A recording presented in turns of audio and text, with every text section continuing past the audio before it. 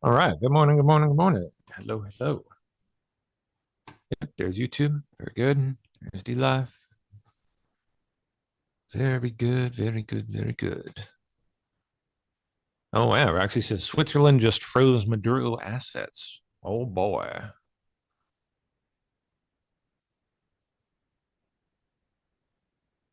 So cool. Let me see. Thank you. Badass Uncle Sam just dropped this here. Looks like I made it onto InfoWars, I guess. Fantastic. Agent Jones leaps from the sky. Oh. Oh boy. AI slop ads. All right, hold on. I gotta get my share set up. You guys didn't even see that. Man, oh man. All right, let's see. There we go. Now we should be good.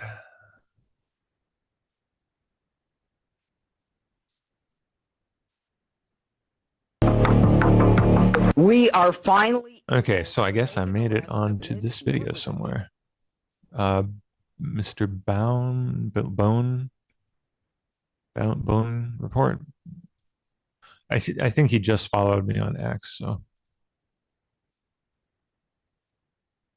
hey, there I am. I'm assuming they mentioned the really interesting. Apparently, DC is unique in that it is the only district where this can occur, where a superior court grand jury can be used in district court. Interesting that Boasberg's kind of floating around at the center of it all too. they took cool, yeah.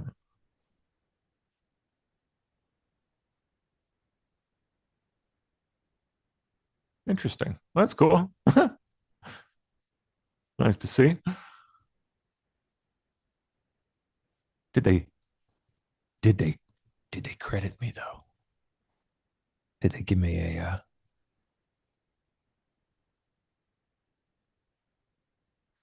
little tag in the corner or anything? Oh, hey, there it is. Yes. I do see it down there. Bit small, but it's there. I'll take it.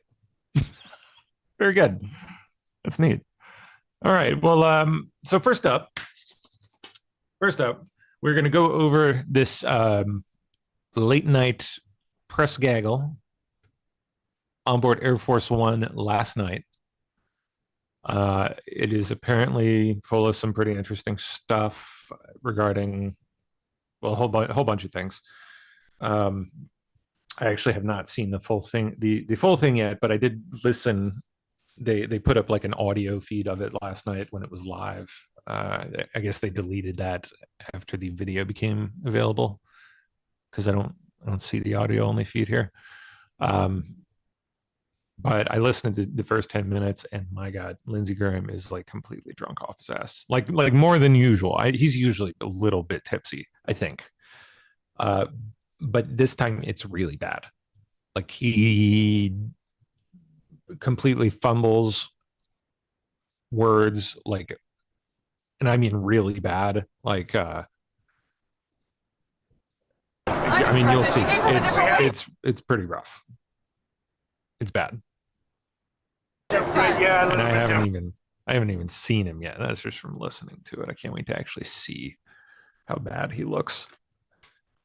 But aside from the comic relief of Lindsey Graham being a drunk moron, there is supposed to be some pretty interesting stuff in this one. So we will see. We will find out together. And then we will get into the morning's news. We have some good people. We have Senator Lindsey Graham. Hello, everybody. Howard Lutnick, Commerce. We have Steve Miller. We have a lot of people. We have Aaron. We have a lot of people. Go ahead. Hi, Mr. President. Hi. Have you spoken with any of the U.S. service members who were injured during that operation in Venezuela? Yes, we have calls into them. I want to speak. They're all in good shape. Can you detail what watching that was like when all of this played out in Venezuela and what Maduro was doing that moment? Well, I knew the U.S. possible danger. I mean, it was a very dangerous operation. It was amazing that we had a few injured, but all are. Brief interlude for some breaking up to the moment news. Field. Now there is that helipad. There's Maduro being led into looks like they court. may have landed that. Time they will need to Oh, come on prepare now. for trial. What is this thing Landed doing? that helicopter on the soccer field. Now there is that helipad on the West Side Highway side that they used the 32nd Street. There's that they some used also originally. There's downtown. Celia So it looks Flores. like now they decided to use the one, use the soccer field There it as a is. landing pad for those helicopters. This is a huge security operation as well because, as you know, he's a part of those narco terrorists, TDA, and as well. And so they're on high security alert because they have their own resources, their own drones as well. So they have, you got to read the 25-page indictment. They have an airtight case on this guy. I'm not saying there's not going to be moments that things are going to be tossed out and they might be lengthy. Oh, yeah. And it's going to be costly. But they got him dead to rights through 3 administrations. And you know, that's why the bounty was Can't on wait his to head. see how exactly this plays out. Like, is he gonna plead? Is he like? Have they even offered him any kind of deal of any kind? I'm really kind of curious how this is going to go. This is some wild stuff.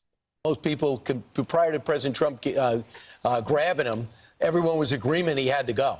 This is unbelievable. This is in Brooklyn, New York, where he is in jail, and they're putting him on this chopper. They're going to take him into Lower Manhattan. The federal district court is in Chinatown, and they'll transport him there. They're Wow. doing this because there's a lot of traffic in New York, A, and B, I think for security reasons, they want to make sure he gets to the courthouse. Oh and that yeah, you he's- don't want a vehicle that could be assaulted, you know, surrounded by other vehicles and traffic, boxed in, and then, you know, assaulted by a team trying to extract him or something. God knows what levels they'll go to for someone like this.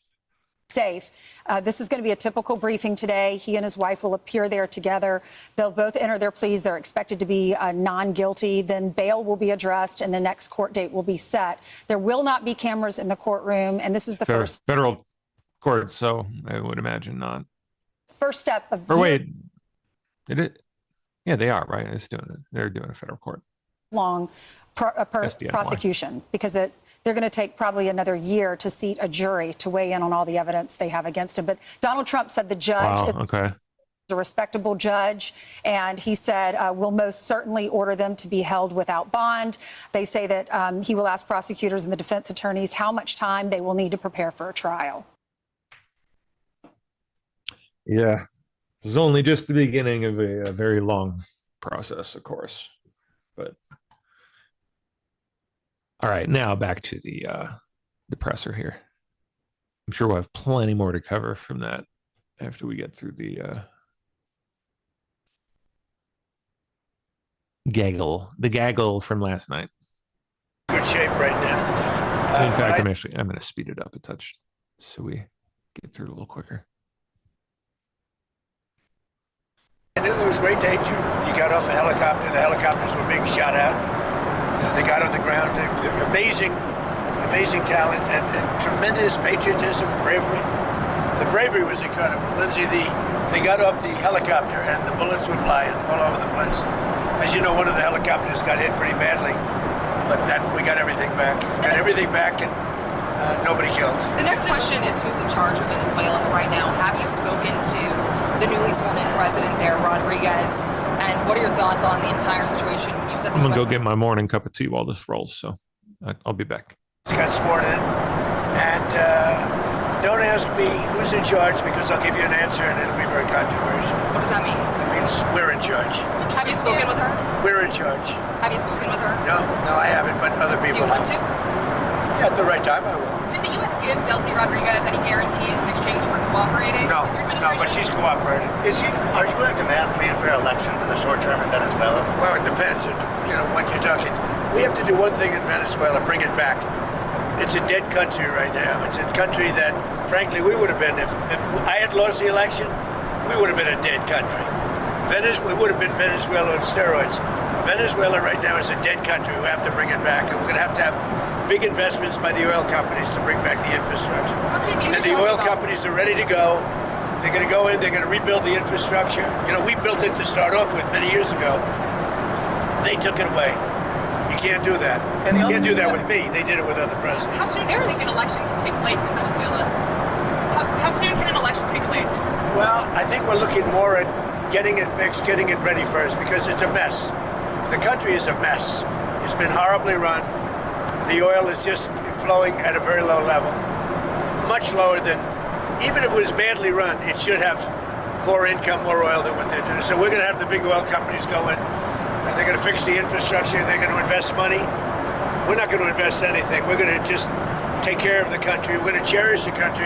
We're going to take care, more importantly, of the people, including Venezuelans that are living in our country that were forced to leave their country. They're going to be taken very good care of. Yes, ma'am. Have you spoken with the oil companies about Yes. going into Venezuela? I have. Which ones? Have you received any commitments? All of them, basically. Any commitments from the oil companies? They want to go in so badly. Did you speak with them before the operation took place? Yes. Did you maybe tip them off about what Before and after. And they want to go in, and they're going to do a great job for the people of Venezuela. And they're going to represent us well. What happens But to you know, this- the infrastructure is rusty, rotten, most of it unusable. It's old, it's broken. You see pipes laying all over the ground. Nothing's been invested for years. Chevron's in, as you know, they've done a good job, but even they haven't been in a position to invest money because they're at a month-to-month basis.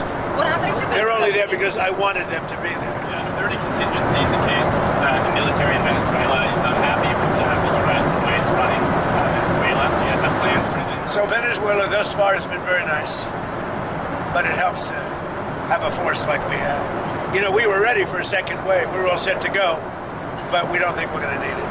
There's about 17 billion worth of oil reserves in Venezuela. More. Is that going to be? You mean trillion?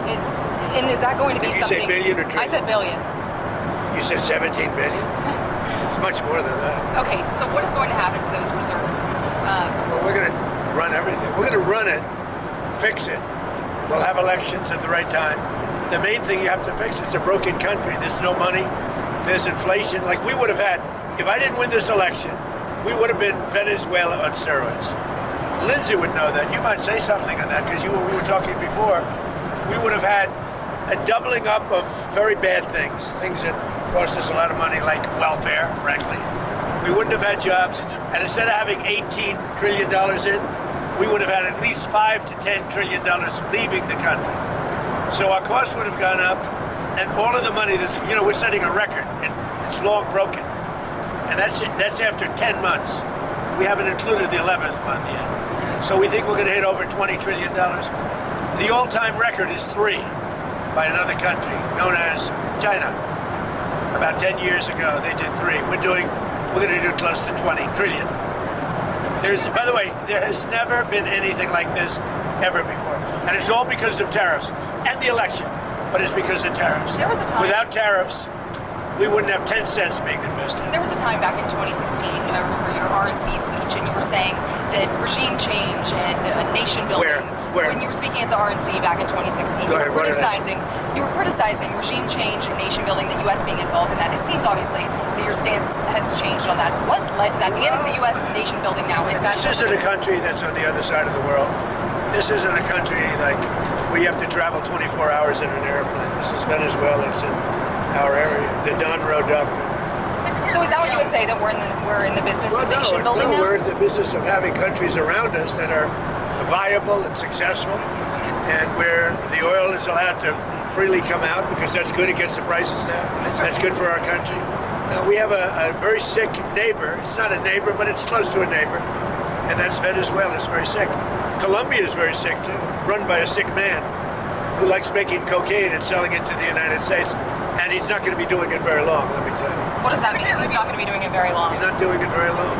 He has cocaine mills and cocaine factories. He's not going to be doing it very So there long. will be an operation by the U.S. and It sounds good to me.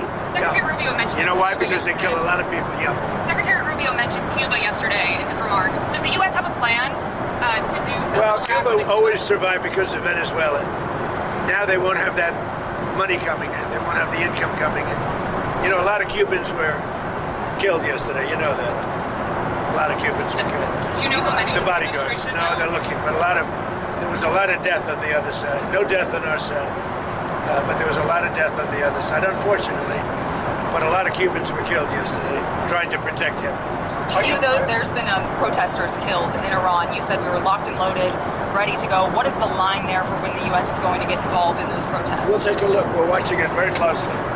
If they start killing people like they have in the past, I think they're going to get hit very hard by the United Can I States. just add something?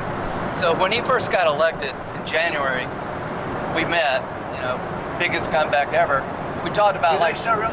I didn't feel it was a comeback, actually. So because the first one was. The bottom line is, we talked about a drug caliphate in our backyard.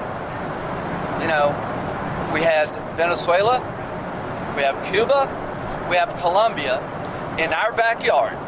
And these three countries have been condemned ever since I've been in politics. Joe Biden put a $25 million bounty on Maduro's head. Chris Smith, today he got inaugurated, said, I hope Trump will hold Maduro's feet to the fire. You did. So what has he done? He's going to clear our backyard of a drug caliphate. Countries run by narco-terrorist dictators who murder, rape, send drugs into our country to kill thousands of our citizens. To my Democratic friends, you should be celebrating this. When bin Laden went down, I was the first to applaud President Obama. This was one of the most sophisticated military operations in the history of the country. What they were able to do was amazing. They knew we were coming. We had a good part of the Navy, and they were able to capture this man alive. No military in the world could have done it. And as to this commander-in-chief, he did something people talked about doing. You just wait for Cuba.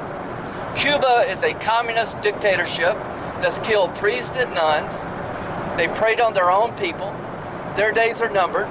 We're going to wake up one day, I hope in 26, in our backyard, we're going to have allies in these countries doing business with America, not narco-terrorist dictators killing Americans. This is a big frigging day. And everybody in the world is thinking differently than they were just a few days ago because of what you did. By the way, you mentioned something that's interesting. Lindsay mentioned bin Laden. I wrote about bin Laden 1 year before the attack at the World Trade Center. And I said, you got to go after bin Laden. It was in my book. And very few people want to say that, but it was in my book. You know that. I think you've actually talked about it. But if they would have listened to me, they would have taken out bin Laden, and you wouldn't have had the World Trade Center tragedy. Yeah, this is certainly going. Did you know that? I predicted bin Laden. I learned something every day. No, but did you hear that? Well, I didn't know. I just heard it right now. No, I wrote a book. It was 1 year before the attack that the book came out, and it talked about, there's a whole page, a whole section dedicated to a guy named bin Laden who's a bad guy who you have to take out. So I'll get the book. But right after the election, he told me, I'm going to clean up our backyard. Now, this was before he took office.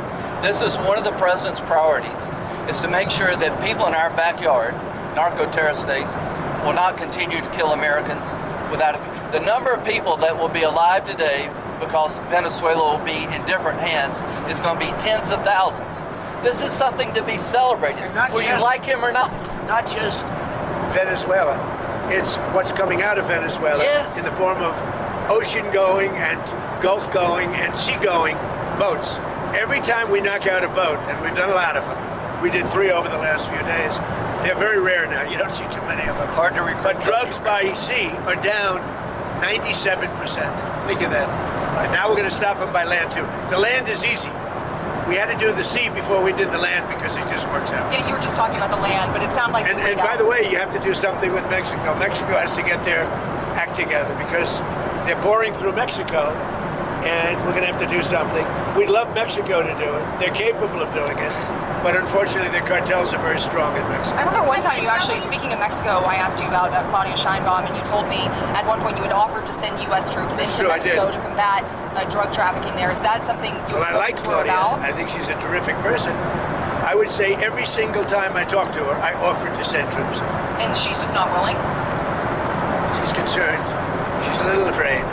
The cartels are running Mexico. Whether you like it or not, it's not nice to say, but the cartels are running Mexico. And speaking of those U.S. troops, I mean, one thing that Americans and a lot of people are wondering, you just sounded like you weighed out another strike, another land strike at least in Venezuela. You sound like you weighed that out. Well, But we didn't need it. But- We were prepared to do a second strike if we needed. We're totally prepared. but that's And off we're the still table. prepared. That's off the table now. No, it's not. If they don't behave, we will do a second strike. Will you demand The that question is Venezuela the American troops. Are they going to be on the ground? They're doing any kind of peacekeeping. I think Americans are very. It depends on what happens. It depends a little bit on the new administration, if you want to call it. So if you see that pushback from Rodriguez and ultimately, Well, I don't think there was pushback. I think that She called frankly, it- Well, you know, you hear a different person than I hear. really, so you have spoken with them. We talked to them, yeah. Oh, you did speak. They've been very good. Because she called it kidnapping of Maduro. It's all right. It's not a bad term. Go ahead. Now, are you going to demand that Delcy Rodriguez let opposition figures return or free any political prisoners? We haven't gotten to that yet. Right now, what we want to do is fix up the oil, fix up the country, bring the country back, and then have elections. No.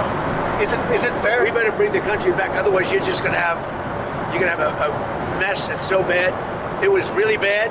It's going to get a lot worse unless we go in and fix it. Is the U.S. going to reopen its embassy in Caracas or get the DEA? We're thinking about it. We've been asked to do it.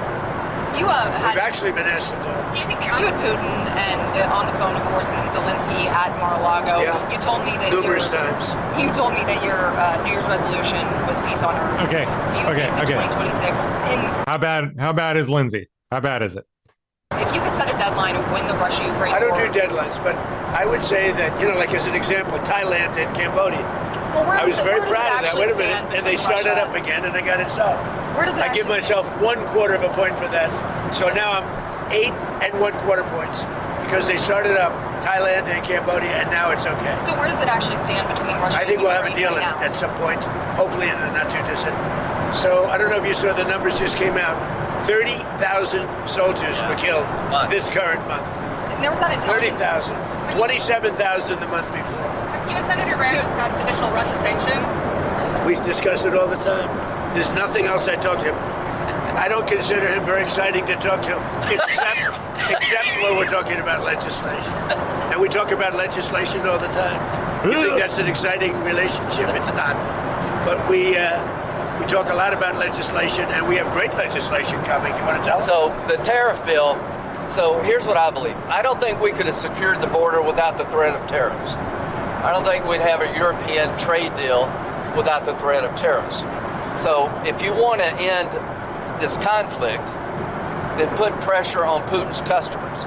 He sanctioned the 2 largest oil companies in Russia, which is the biggest pressure anybody's put on Putin since the war started. But we have 85 co-sponsors to give this president. It's hurting Russia very bad, the sanctions. Oh, yeah. So this bill would allow. And India also is full. Yes, sir. So you put a 25% tariff on India for buying Russian oil. I was at the Indian ambassador's house about a month ago, and all he wanted to talk about is how they're buying less Russian oil. Would you tell the president to relieve the tariff?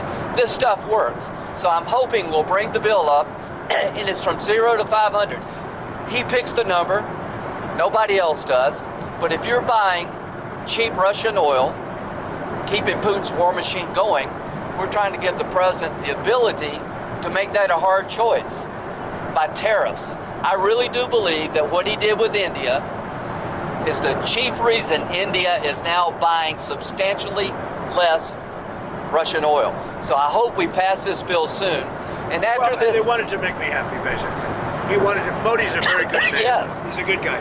He knew I was not happy, and it was important to make me happy. They do trade, and we can raise tariffs on them very quickly, and it would be People are very afraid bad of for that. them. All of that to say, you told me you weren't very thrilled. And I'll tell you something: the Russian economy is lousy, but what's really lousy is the Venezuelan economy.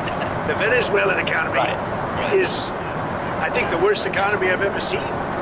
If you look at inflation, things are doubling every day. Stolen money. It's a disaster. We got to fix the which country. is bizarre considering how materially wealthy they are in terms of resources. Like, Fast. President Trump, are there going to be any more? makes you wonder where all that wealth is going, right? Up until this point, I can just about guarantee you it's been going into the pockets of China. And of course, Maduro regime, Maduro and all his friends, and a whole bunch of other people.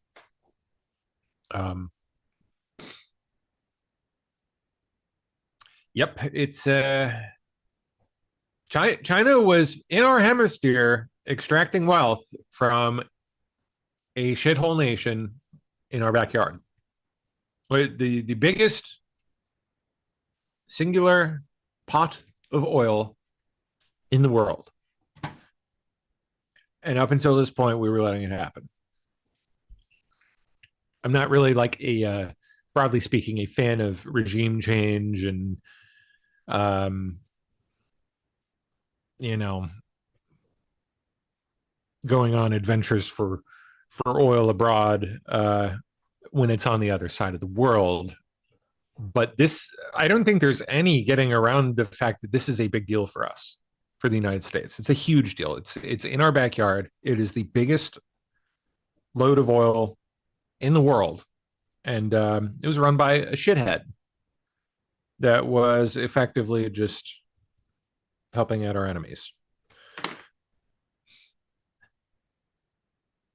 So while I'm sure you have seen people bitch, whine about how it's all about the oil, whatever. I get people don't like that, just generally speaking, but it's like, hello.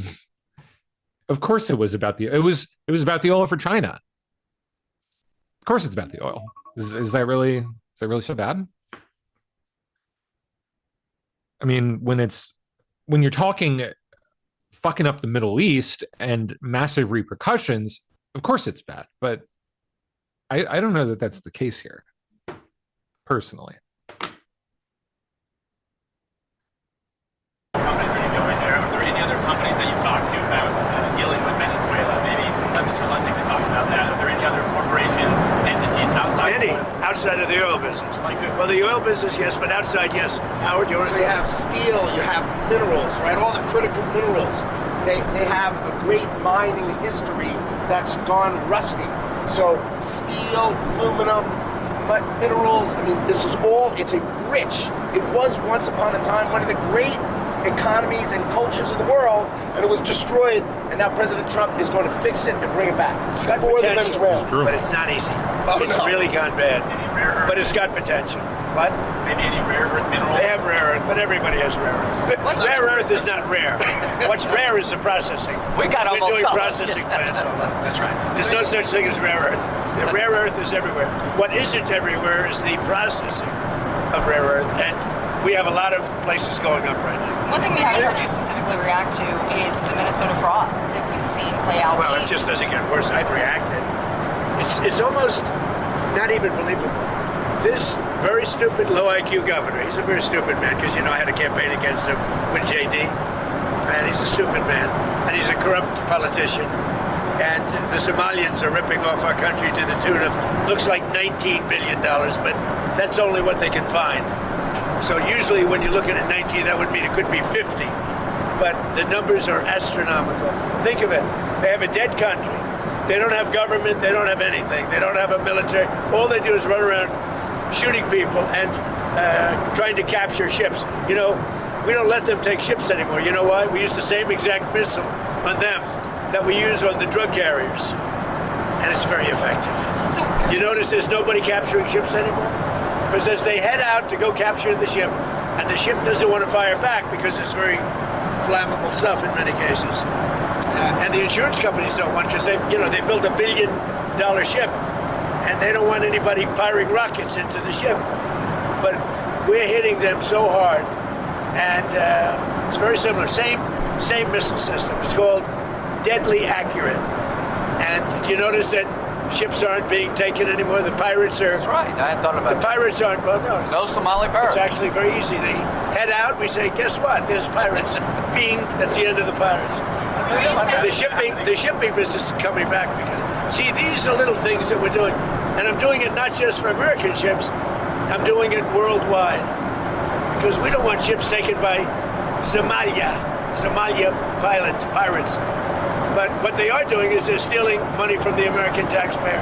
And every one of them should be forced to leave this country, including Ilhan Omar, who's a total crook. And she's one of the leaders of it. Not the only, because she's not that smart. But think of it.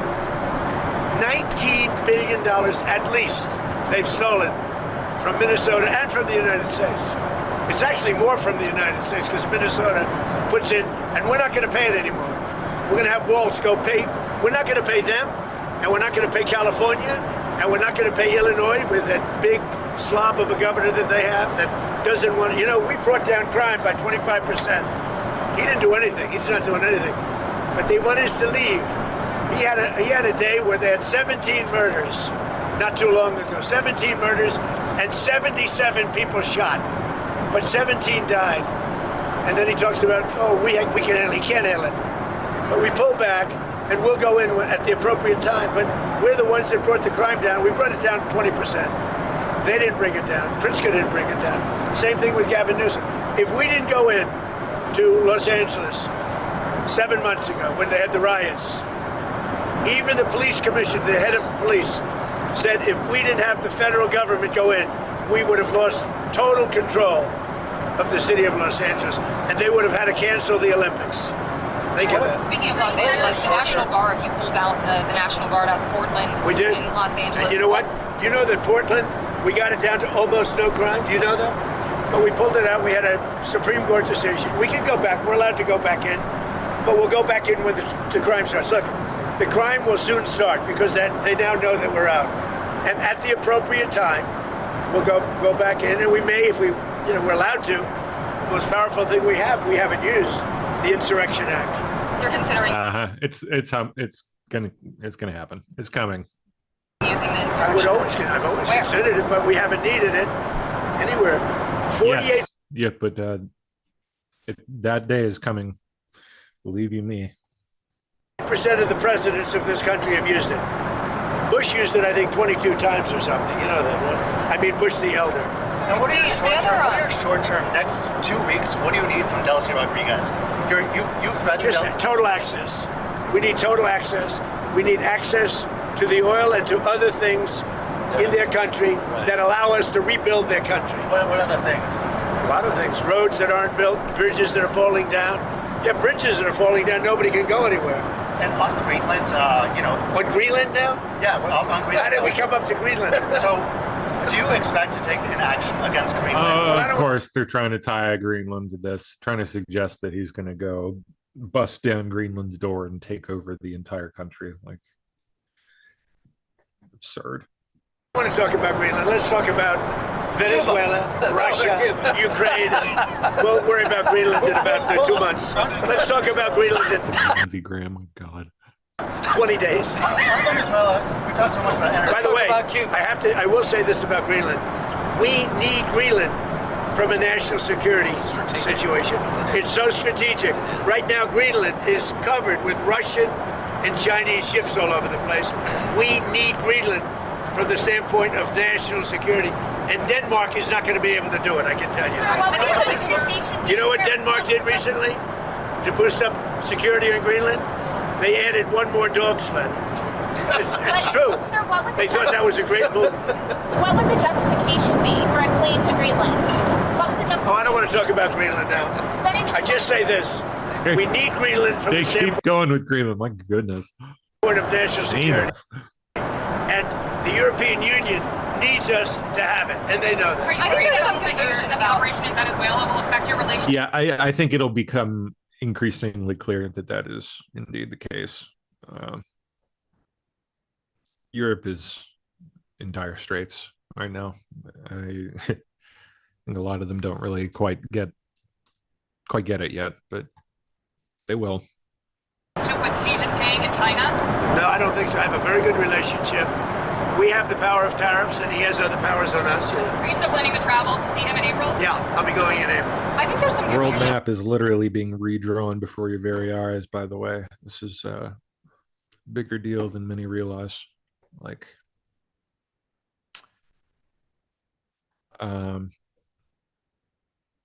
give it a little.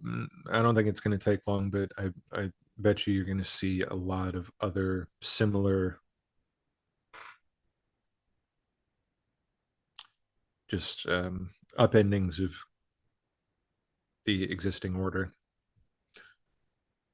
From Americans and maybe the community in the world when it comes to what you said about Rodriguez earlier today in a phone interview. You said that she would face the same fate, if not worse, than Maduro. But it sounds like you're talking to her on the phone and wanting to work with her. My people are and you are considering her in power. Can you just clarify where you stand on Delcy Rodriguez? I don't have to tell you. I just say that she will face a situation probably worse than Maduro, because Maduro gave up immediately. So she could also. He raised his hand, he gave up, and he did the right thing, but he gave up. So we were so effective, and it was so fast and violent. It was very violent, but we were so effective. He raised his hands, he gave up. What was the most violent moment? I don't want to tell you. I don't want to tell you. But there was some very violent moments. I don't want to tell you. I don't want to tell you. Yes. I have a total briefing on every aspect of it, but I don't think it's appropriate to talk to the press about it. You'll find out. When it comes to him in court tomorrow, I mean, what's the end game here with Maduro? Does he just rot in we're a just US going to go prison? through a slog of a trial. The judge is very respected. Judge Hellerstein is a highly respected judge. We'll see how we do. The case it's infallible. And people are so happy with what we've done. You go down to Miami, you go down to a lot of places, and they're all dancing in the streets of this country. Now, he was a rough man, killed millions of people. He killed millions and millions of people. After he stands Can I just say something? We got this. Can I This is just a say good something? thing, Just not a a little bad bit of something? thing.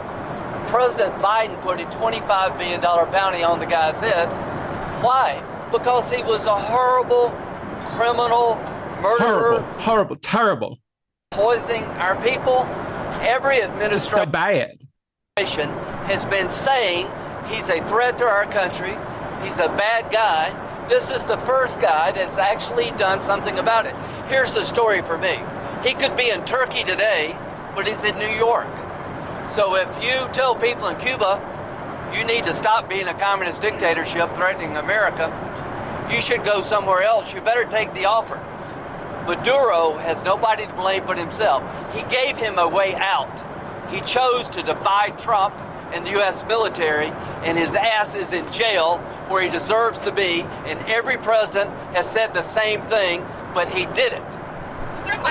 One of the things that is happening, and I think you see it all the time, Howard, you've seen it, that Cuba is ready to fall. Yes. Cuba looks like it's I wonder ready. how far the cloud of jinn, the aura of jinn is that clearly exists around him. I wonder how far it spreads. I bet you she can detect it easy. Ready to fall. I don't know if they're going to hold out. But Cuba now has no income. They got all of their income from Venezuela, from the Venezuelan oil. They're not getting any of it. And Cuba literally is ready to fall. And you have a lot of great Cuban Americans that are going to be very happy about this. Marco Rubio has really had your ear, it seems, throughout this entire process. I know that Vice President Vance was just down the street when this whole operation Macro Rubio. was playing out, but would you say that Marco Rubio has your ear more than the Vice President right No, now? they both do. No. JD is very smart, doing a great job. And so is Mark. No, both. It sounds like I would he's say been equal. the go-to, and you were just talking about Cuba and what could come next there. Are you considering U.S. action in Cuba? We're not. I think it's just going to fall. I don't think we need any action. It looks like it's going down. It's going down for the count. You ever watch a fight? I have. They go down for the count. And Cuba looks like it's going down. What do you think, Howard?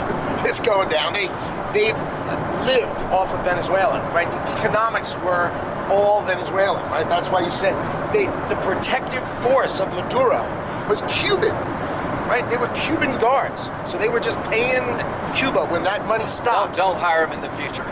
Yeah, they weren't very good. People from our country who were forced to come over, they really didn't want, they were from Cuba. People from different countries like to stay in those countries, whatever, whether it's good, bad, or indifferent. And people want to go back to Cuba, and they want to work in Cuba, but Cuba's going down for the count.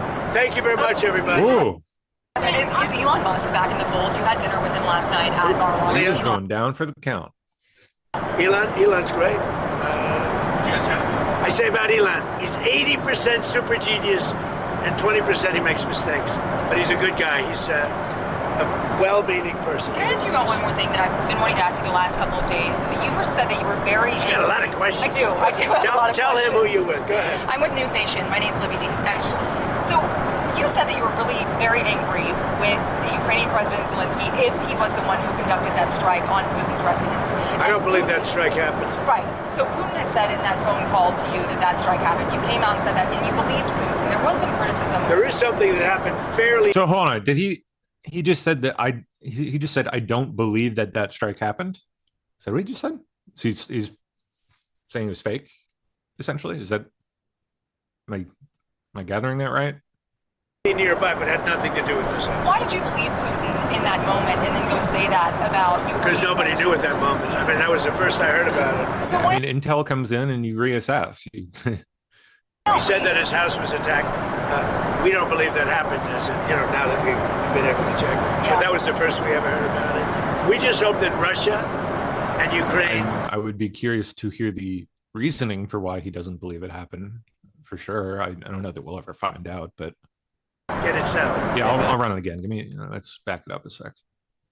It is how that sounded.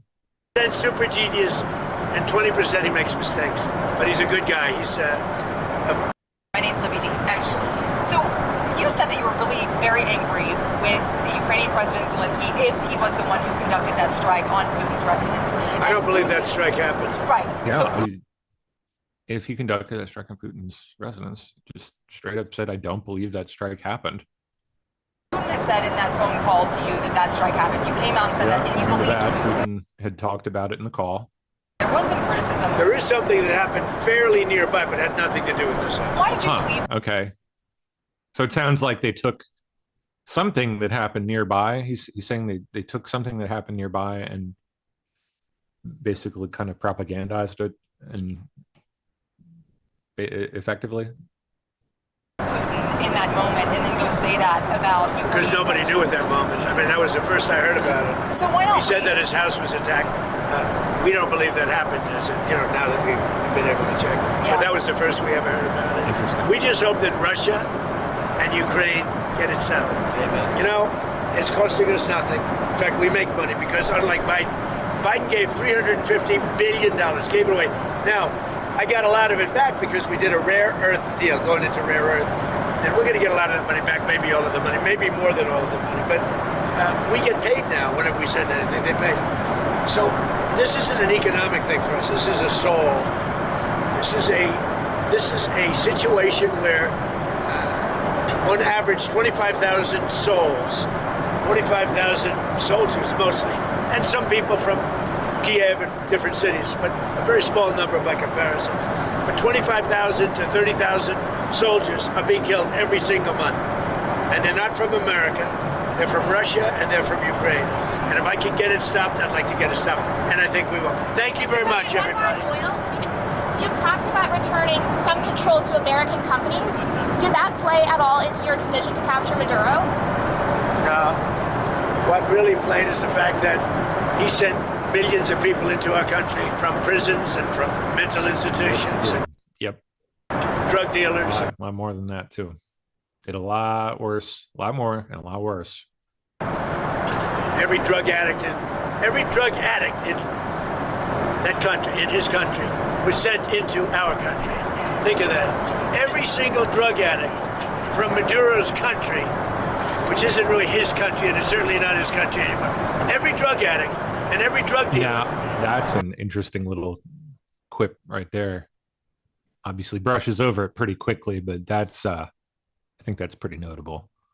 Maduro's country, which isn't really his country, and it's certainly not his country anymore. Every drug addict and every drug dealer perhaps implying that he was acting on the behalf of other forces. Has been sent into our country. Now we're getting them back. That Maduro was running Venezuela on behalf of others. Who knows who? But it's a very laborious job to get them back. Very hard job to get. And of course, we're not getting a lot of good backup from certain judges, from certain radical left. But we're doing well on appeals because the people doing the appeals seems that the judges are much more sane. What these super radical left judges are doing to our country, it's incredible.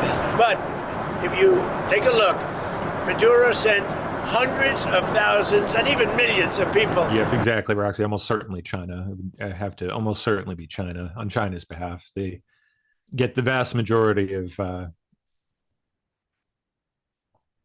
when it comes to their oil exports, it's China. It's all China.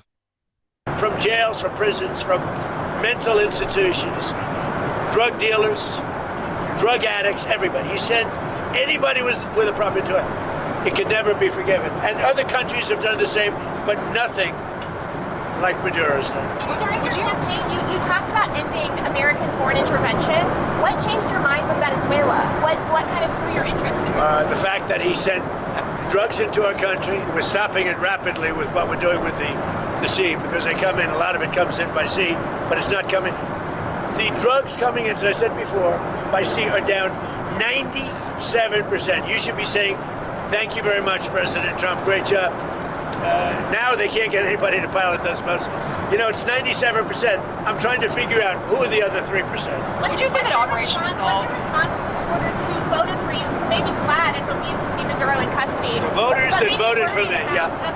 Let me just tell you, the voters that voted for me are thrilled. They said, this is what we voted for. So let's just think about it. What is the right response when a country sends in tens of thousands of people to overwhelm your system? When a country is a invades you, narco-terrorist state that floods your country with cocaine, that's aligned with Hezbollah, what's the right response? You blow up the boat before they get here. You take down the source of the problem. President Trump didn't wake up one day and say, hey, let's take Venezuela. He did what other people talked about, but didn't have the balls or the guts to do it. This is a good thing. This is not interventionism. This is making America safer. We're going to be more prosperous because of the business deals. And there are going to be Americans alive today because he shut down a narco-terrorist state called Venezuela. This is a good thing, not a bad thing. And the oil companies are going to go in and rebuild their system. They're going to spend billions of dollars, and they're going to take the oil out of the ground, and we're taking back what they stole. Remember, they stole our property. It was the greatest theft in the history of America.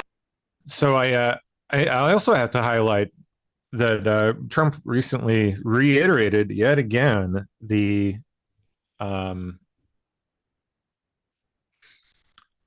rather, I mean, here up to this point, outrageous claim that we will in very short order be paying no income tax. I mean, most people, myself included, hear that and think like, yeah, that'd be nice, but like, how the fuck are we ever going to do that? Like, feasibly, how are we ever going to do it? That's how. In addition to obviously the massive amounts of money continuing to pour in from tariffs, that's how. And Venezuelan oil.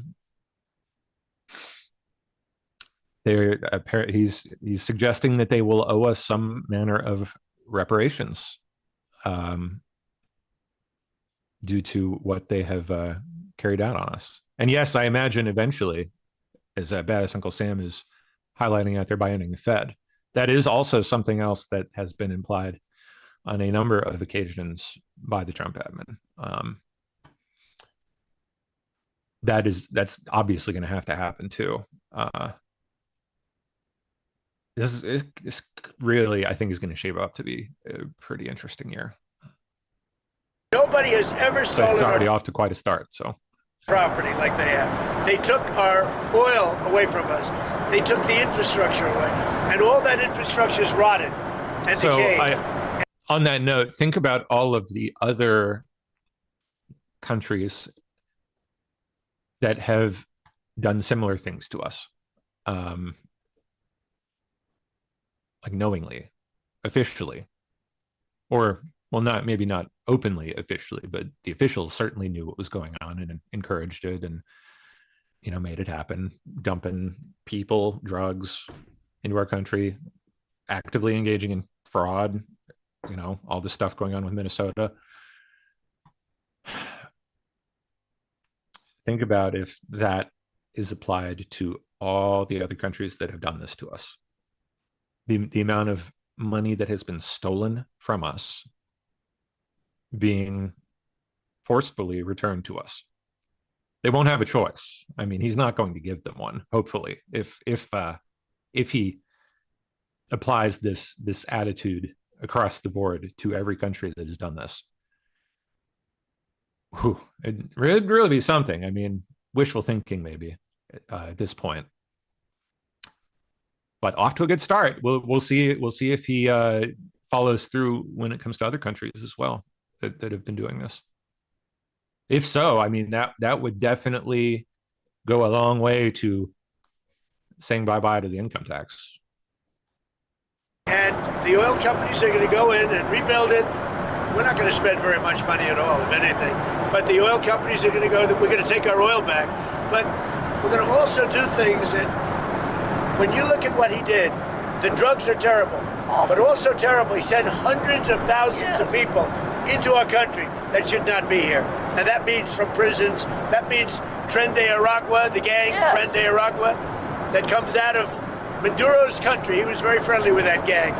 Well, they're having a hard time right now. You know, we had Tren de Aragua all over Washington, D.C., and they got the hell beat out of them. Washington, D.C. is the safest city right now in the United States. Thank you very much. Mr. President, if you had to sum up Operation Absolute Resolve, would you say that it was about oil or it was about regime change? It's about peace on earth. What a false dichotomy that is. My God. How is it peace on earth? Peace on earth. Like, what an absurd... Just backing him into a choice like that. Are you kidding me? Is it about oil or regime change? I just say oil, dude. It's what it's about. Be honest about it. Who cares? I don't care. It's about oil, and I'm okay with that in this case. Doesn't really bother me. Washington, D.C.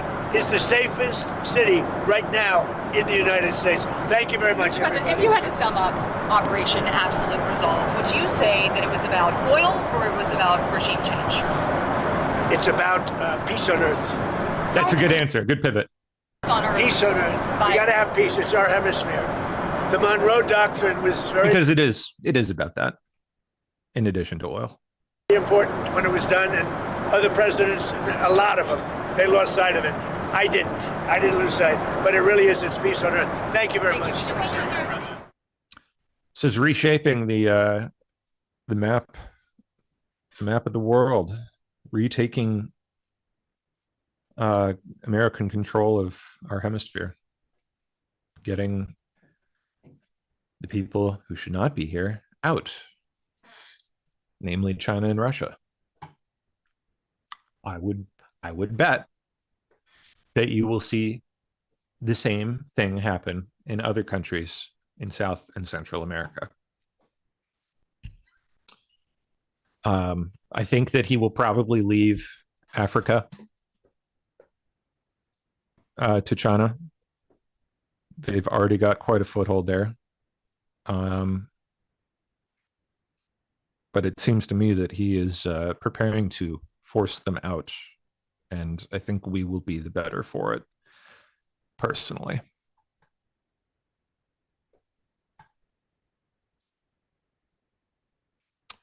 All right.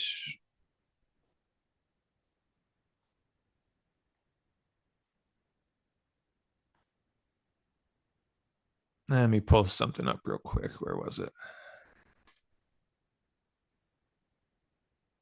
Oh, so on the scale of the fraud, this is astounding.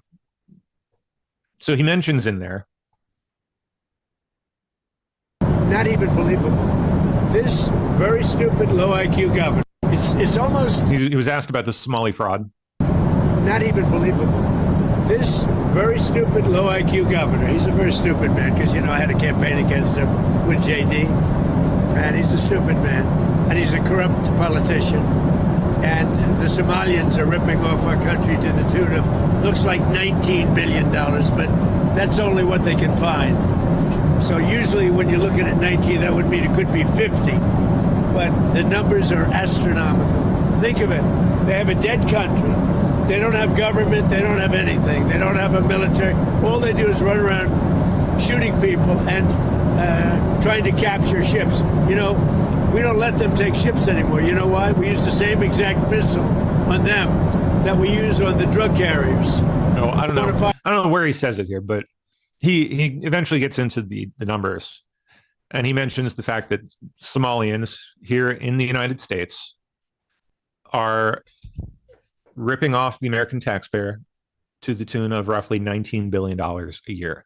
And that's just going by the currently known number. That's just going by the currently accepted figure. He goes on to say that it is likely significantly more than that, a lot more than that. Double, perhaps even more. 50 million. I think he gives a figure of roughly 50 million, maybe, or maybe even more than that. What people I don't think understand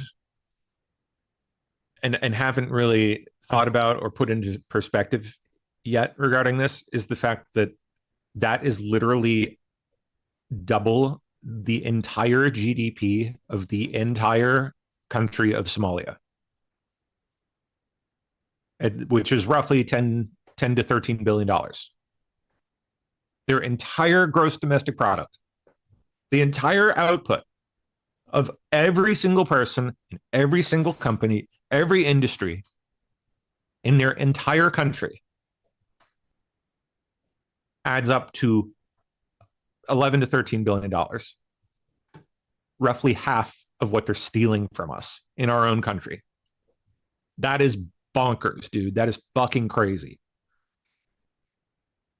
And if it is indeed 50 billion or more, that's like 3-4 times as much as the entire output of their entire home country. Like, that is insane, dude. Insane.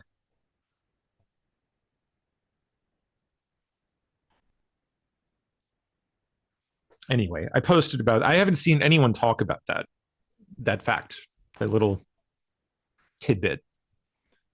If anyone wants to repost that, I posted about it there on X. I'll drop a link to it. I unfortunately am, I think, being just heavily censored on X. It's absurd how little engagement I get. It's fucked up. So feel free to help me out. So I feel like that's something people ought to be aware of. People ought to be aware of the fact that they are stealing more from us than their entire nation makes in a year. More than twice as much, in fact.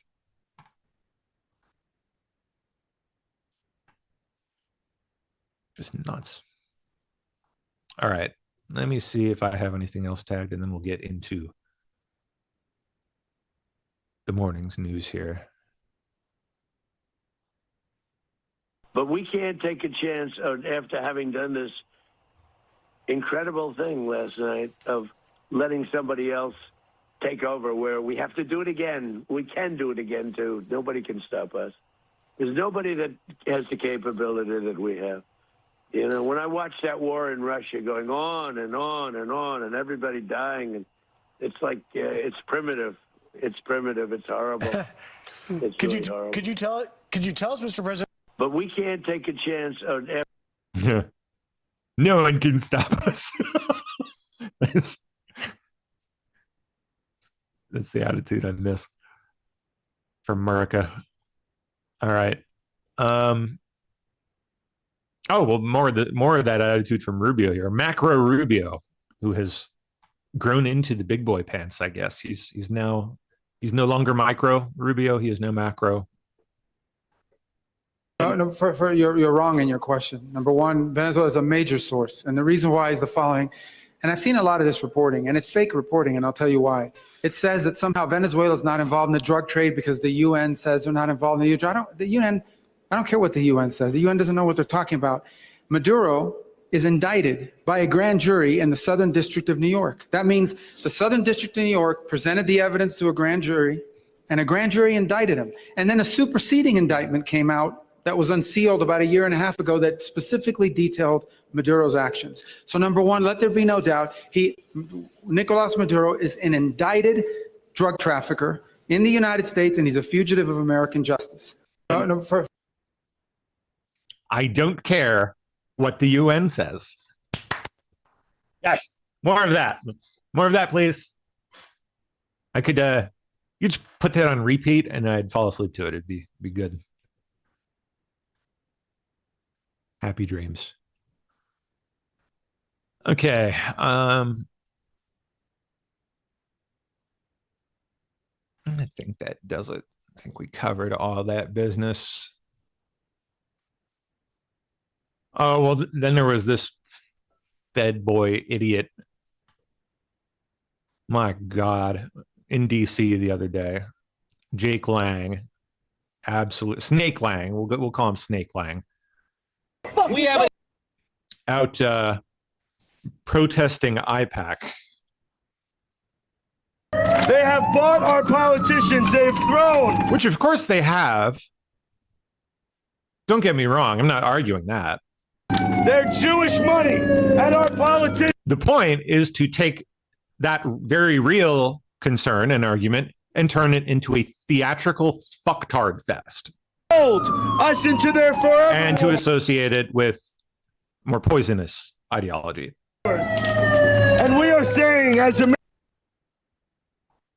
this man, by the way, American Christians, it's America first. It's LARPing as a Christian. It's America only. We will not. There you go. Is a Jew. He's Jewish. Joe Biden, Beijing. This guy here, putting on all these theatrics, swearing up and down to you like, oh, hello, fellow whites. We have to stop the Jews that run the world. Yeah, he's Jewish. He's Jewish. Here he is, kissing the Western Wall. Which, and you know what? I'm not saying that because I care that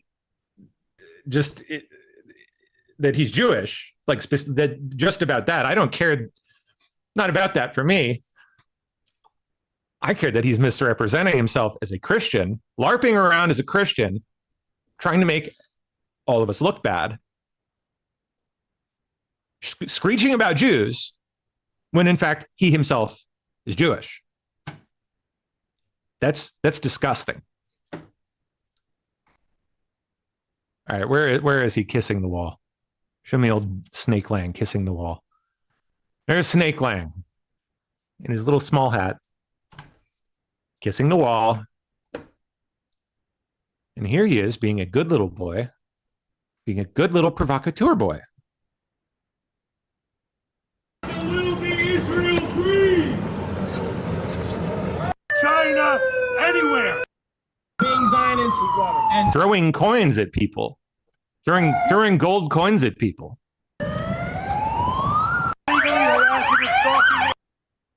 America, not all of you are white, but you share the same value system as white American men do.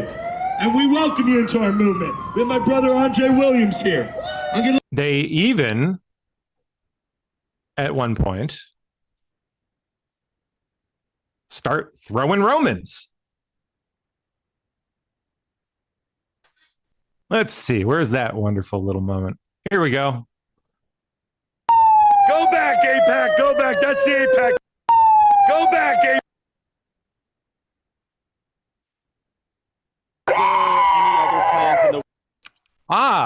He reiterated repeatedly his plan to gather MAGA activists, specifically January 6ers, to go break Tina Peters out of prison.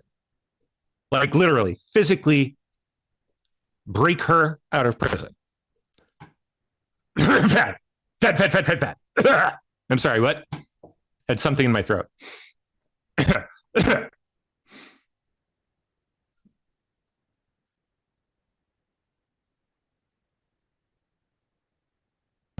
I'm tired of watching kindergartner class after kindergartner class look completely disgustingly changed. Those children don't belong here. They're anchor babies sent in as chemical weapons by the Talmudic Jews. You'll never guess how Jake Lang got to DC on January 6th. Anyone? Anyone have a guess? Anyone have a wild guess at at how Jake Lang got from New York City to Washington, D.C. on January 6th? Anyone? Anyone? You'll never guess. He rode a van or a bus owned by Chabad Lubavitch, the biggest and most moneyed group of Talmudic Jews on the planet.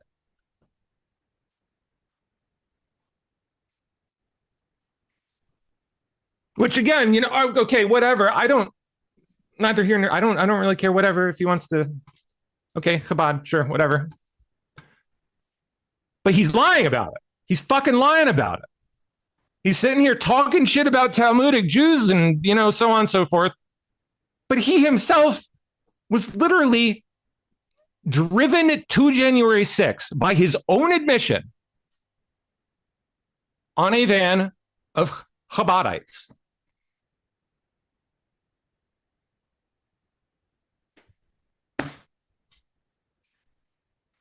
Biological chemical weapons sent to destroy the fabric of our country. These people do not vote like white Christian men vote. They vote against the interests of... It's time we fight back. We know there's a war, and we know it's being fought against our people. It's being fought in our school systems. It's being fought in our cafeterias. Yeah. So, point being, oh, sorry, I didn't have my screen up there. It's being... You will be replacing your children with the head of Hollywood that are brainwashing your children completely to here. They're weapons by the Talmudic Jews. Biological chemical weapons sent to destroy the fabric of our country. These people do not vote like white Christian men vote. We need to turn our hearts. Okay, where do we get the where does he start chucking Romans? He does a whole bunch. Here we go. One pathetic counter protester. Not even Rackle. Let's go, baby! Tall and proud! Tall and proud! If you were ever a Nazism, then I'm a Nazi, bitch! Shut the fuck up, Nazi! One pathetic counter protester. Yep. So anyway, point being, if you know anyone falling for this fucker, there you go. So tired of this fucking guy being propped up by so many people. So many people. So many large voices in the media, General Flynn among them, propping this asshole up. I'm sick of it. The effort to astroturf him into being a prominent voice is just astonishing. The amount of effort being dumped into it. And at this point, anyone engaging in like trying to do that is suspect to me. Because it's so painfully blatantly obvious at this point with him. Like it's pretty hard to excuse. It's pretty hard to write off as people just being ignorant or just not knowing.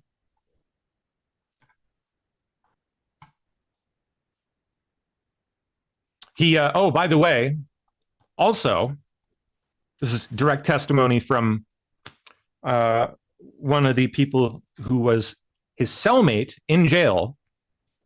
He apparently also threatened to report fellow January 6ers to the media for Holocaust denial. That's right. He threatened to rat on his fellow January 6ers by telling the media, and who knows if it was even true or not. He threatened to tell the media that some of his fellow January 6ers were Holocaust deniers and anti-Semites. I think mostly because he didn't get along with them in jail. That was the gist that I got. That's and here he is now. What, screeching about Jews?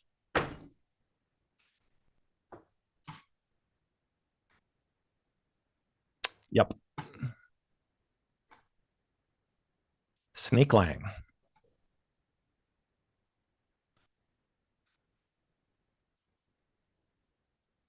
All right. Anyway. Down the pile we go. Oh, man. Walt's having a presser at noon. That's right. I heard about that. It sounds like word on the street is he's pulling out of the governor's race. He's done. Not looking so good for old tampon Timmy. I'm very, very interested to see how this goes, like how he's going to portray this, if in fact he is dropping out. Like how's he going to pitch that? How's he going to explain that? Because he's, of course, played stupid, and he even tried to swear up and down that he's done everything possible about the fraud, and the Republicans are lying about him, and he's done everything necessary, bent over backwards practically to put a stop to it. So how's he gonna, like, it's clearly because of that. So how's he gonna explain it? Should be fun. It should be fun watching him try to do that. Should be a good watch, good television. All right, let's go into Miss Steph's pile here.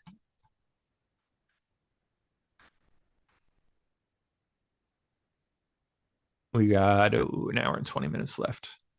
Let's see what we can get through. Oh, there is Jake Lang's cellmate right there. Tim Hale. Good guy. Imagine he's got plenty of stories to tell. He's a good follow. All right. Overnight, apparently a man was arrested after an incident at the home of, like, the personal home of Vice President J.D. Vance in Ohio. Windows damaged, as you can see there. No statement yet from Secret Service. He's apparently in custody, though. I did see that in another post. They do have the perp in custody.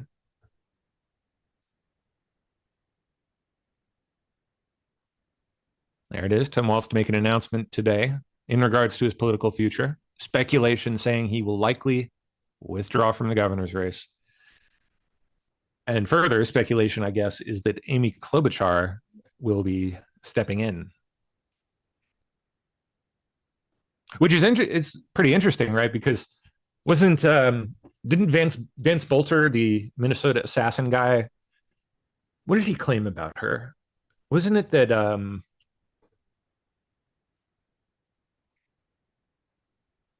I think it was that he wanted to run for Senate or something, and I guess Bolter claimed that Walz wanted him to kill Klobuchar because she was gonna run and get in his way. Interesting. I don't know. I mean, that's for Senate, granted. We'll see if that's what he ends up going for. That would be interesting. If he ends up dropping out of the governor's race and pivoting to the Senate. Be actually a pretty bizarre move, considering what Bolter said. Michael Broodkorb, no idea, says, I'm hearing from multiple sources tonight that Senator Amy Klobuchar is very likely to run for governor and will announce quickly. Democrats I've spoken with are thrilled about Klobuchar running. I'll bet they are. She's disgusting, right up their alley. Origin says, here's why Maduro is wearing a hoodie. What? Some clothing company? Gear with a soul, 100% made in America. Training gear. Sportswear, I guess. Okay. Last night, the United States military conducted an apprehension mission in Caracas, Venezuela, to bring to justice two indicted persons, Nicolas and Cecilia Maduro. I don't want to go to strike on YouTube for that, but so how'd this happen? 2 thumbs up. This is the hoodie that Maduro was wearing in all of these viral photos and videos that are coming out online. And last night, my phone blew up, and I figured I was really the only one that could talk about this because my company, Origin, happens to make this hoodie. I'm Pete Roberts, founder and CEO of Origin. When my phone blew up last night, I had to figure out if this was AI or not, and I decided very quickly it was not. And then I had to start putting the pieces together. Why is this dude wearing Origin Patriot Blue hoodie? And the irony in this is that this wave, this logo here on the shirt Maduro is wearing, this is the wave of freedom. A little quick backstory for you. In 2000, like, how did you get the hoodie though? Some friends and I, we cut down a forest in the woods behind my house here, and turned to get past the pitch for your company and alcohol and drugs. It's the wave of freedom. Oh my God, this whole thing is just like a commercial for a sweatshirt company. We've been fighting the good fight, dude. About it. Origin is the tip of the spear. Literally the whole thing. And some great booze. Fucking shameless. Wow. I mean, I can't blame him, I guess. I'd probably do it too. It's too funny. Let's see. This is how they stole it. This is how they stole it. Trump posted this the other night, I guess. La, la, la, la, la, la. This is how they stole it. La, la, la, la, la, la, la. This is how they stole it. La, la, la, la, la, la. This is how they stole it. This is how they stole it every time, and they're gonna try. From MAGA won't let it happen. So man, AI is getting crazy, bro. my MAGA hat and I turn it up. Me and my friends are gonna vote Donald Trump. On the car wheel slated. Now MAGA's in the street saying Donnie, yo, we made it. Jeez. Feels so good. Pretty hot verse. As it should. Not bad. Jeez, AI's getting fucking nuts, bro. Nike sells out the tracksuit worn by Maduro. Or sells out of the tracksuit, I guess, worn by Maduro at the moment he was captured. Wow. So people have, I guess people are fans of his post-arrest fashion sense.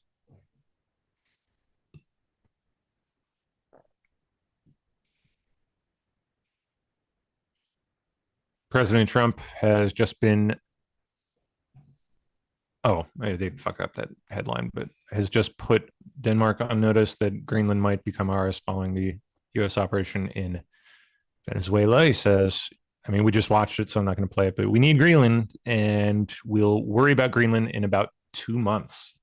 Oh, I missed that. Did he really say he actually gave a time frame? On Greenland, what Greenland now? Yeah, how did we come up to Greenland? I missed that. Do you expect to take an action against Greenland? Well, I don't want to talk about Greenland. Let's talk about. I do want to talk about Greenland. I'm going to talk about Greenland. Here's 60 seconds of me talking about Greenland. Russia, we'll worry about Greenland. It's hilarious. In about 2 months. Let's talk about Greenland in 20 days. 20 days? Is that what he just said? Let's talk about Greenland in 20 days. So 20 days or alternately 2 months. I guess he gives a figure of 2 months later. Trump on Cuba. I think it's just going to fall. I don't think we need any action. It looks like it's going down. It's going down for the count. You ever watch a fight? Yeah. They go down for the count. And Cuba looks like it's going down. What do you think, Howard? It's going down. They've lived off of Venezuela, right? The economics were all Venezuelan, right? That's why you said the protective force of Maduro was Cuban, right? They were Cuban guards. So they were just paying Cuba when that money stopped. Don't hire them in the future. Yeah. Secret Service have set up an expanded perimeter around the White House following the Venezuela strikes. Last time we saw this was after the Iran attacks. Communist president of Cuba, Miguel Diaz-Canel, says that Maduro was democratically elected and that Cubans are ready to shed blood and even sacrifice their lives for Venezuela. Oh, wow. He attacks both the USA and Israel in his speech defending Maduro. Abajo el imperialismo genocida, inmoral y fascista. Oh boy. Este acto de terrorismo de Estado que acaba de ocurrir en Venezuela es un atropello escandaloso a las normas del derecho internacional. La agresión militar a una nación de paz que en nada amenaza a Estados Unidos y el secuestro de un presidente legítimo electo. Kidnapping of a legitimate president sovereignly elected by his people. There can be no silence or acceptance of this act of state terrorism, comparable only to the crimes against humanity committed by Israeli Zionism in the Gaza Strip. Are you for real? Are you really comparing the two? Like, for real? Like, get the fuck out of here. Come on, dude. The very dark object of imperialist desire is Venezuelan oil, the lands and natural resources of Venezuela, which, of course, you fuckers were already giving up to China. You were already bending over the desk and taking it. Now you just got a new daddy, so wow. Este no es su patio trasero ni territorio en disputa. We do not accept or recognize the Monroe Doctrine, nor outdated kings or emperors for Venezuela, and of course, also for Cuba. We are prepared to give even our own blood, even our own lives. Well, go ahead, man. Front of the lines that way. Go right ahead. We will make them pay a very high price. These are not times for half measures. These are times for defining our stance and taking a stand against fascism and imperial barbarism. Down with imperialism! Down with imperialism!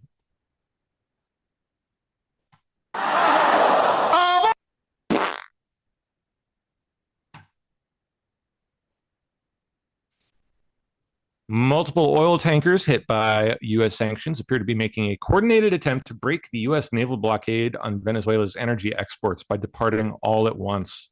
Interesting. Worth a try, I guess. I don't think that's going to work terribly well. I bet they're probably prepared for that. I mean, duh. Narco dictator Nicolas Maduro on the way to his court appearance here. Thousands of this morning. Tons of cocaine. The indictment also accuses Maduro and his wife of ordering beatings, kidnappings, murders against those who owed him drug money or undermined their drug trafficking organization in any way, among a slew of other accusations as well. Maduro faces the same charges from that 2020 indictment during the first Trump presidency. This latest one, however, now adds charges against his wife. The DOJ has assembled a major legal team ready to go. There are 10 attorneys representing the U.S. in this case. Trump's attorney general, Pam Bondi, writing on X that Maduro, quote, will soon face the full wrath of American justice on American soil in American courts. A very historic trial, as you can imagine, taking place in Lower Manhattan, considering Maduro's status as a foreign leader, as well as how he was captured. Again, some legal experts, though, Markey, defending this move, pointing to former Panama leader Manuel Noriega, who was indicted on drug charges, captured by military invasion, and then tried in U.S. court. Again, you're looking now, this was Maduro in New York City. This is a live look right now. It looks as though they're being transported over. It's a little difficult for me to see on our monitor out here as it's very small, but we will keep you updated for the transport as he makes his way here. But again, not set to appear in court until noon today. And Jessica, if I could just jump in real quick, as we have this chopper flying live above New York City and outside this jail, do you know, in fact, that this is Nicolas Maduro inside? It certainly looks like an official motorcade of sorts. And of course, we're watching any sort of movement happening in this area. Is that him? Sure. Look, Marky, I'd be remiss to tell you one way or the other. We have not heard whether that's him or not, but I will work to clarify that information.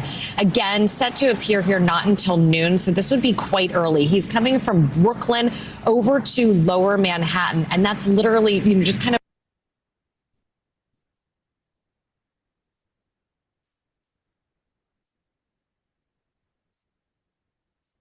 All right.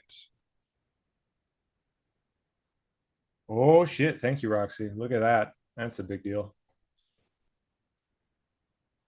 Oh, boy. Thank you, Roxy. All right. 6 weeks ago, Hegseth here, just 5 minutes ago.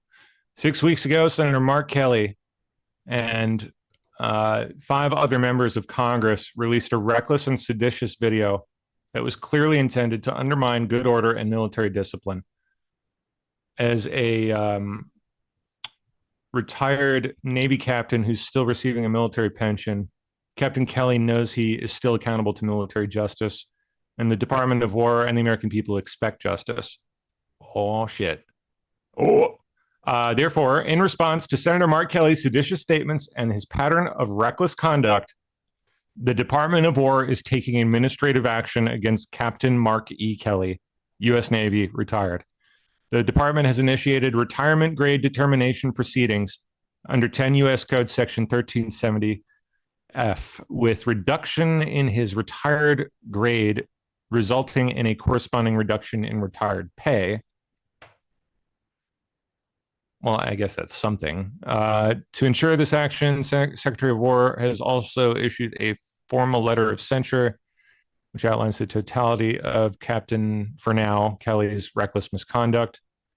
The censure is a necessary process step and will be placed in Captain Kelly's official and permanent military personnel file. Kelly has been provided notice of the basis for this action and has 30 days to submit a response. The retirement grade determination process directed by Secretary Hegseth will be completed within 45 days. Captain Kelly's status as a sitting United States Senator does not exempt him from accountability, and further violations could result in further action. These actions are based on Captain Kelly's public statements from June through December of 2025, in which he characterized lawful military operations as illegal and counseled members of the armed forces to refuse lawful orders.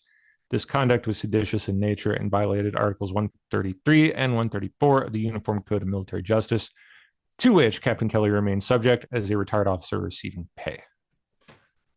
There we go. I'll bet you anything that same bunch were planning on yet another series of videos after this recent action in Venezuela. They were, guarantee you, getting ready for more. So it looks like Hegseth and co are firing first this time and seeing if they can discourage that. I don't know. We'll see. We'll see if they'll. I think they're still going to probably go through with it, though. We'll see in the coming days, but I bet you'll see Kelly and friends pulling some shit.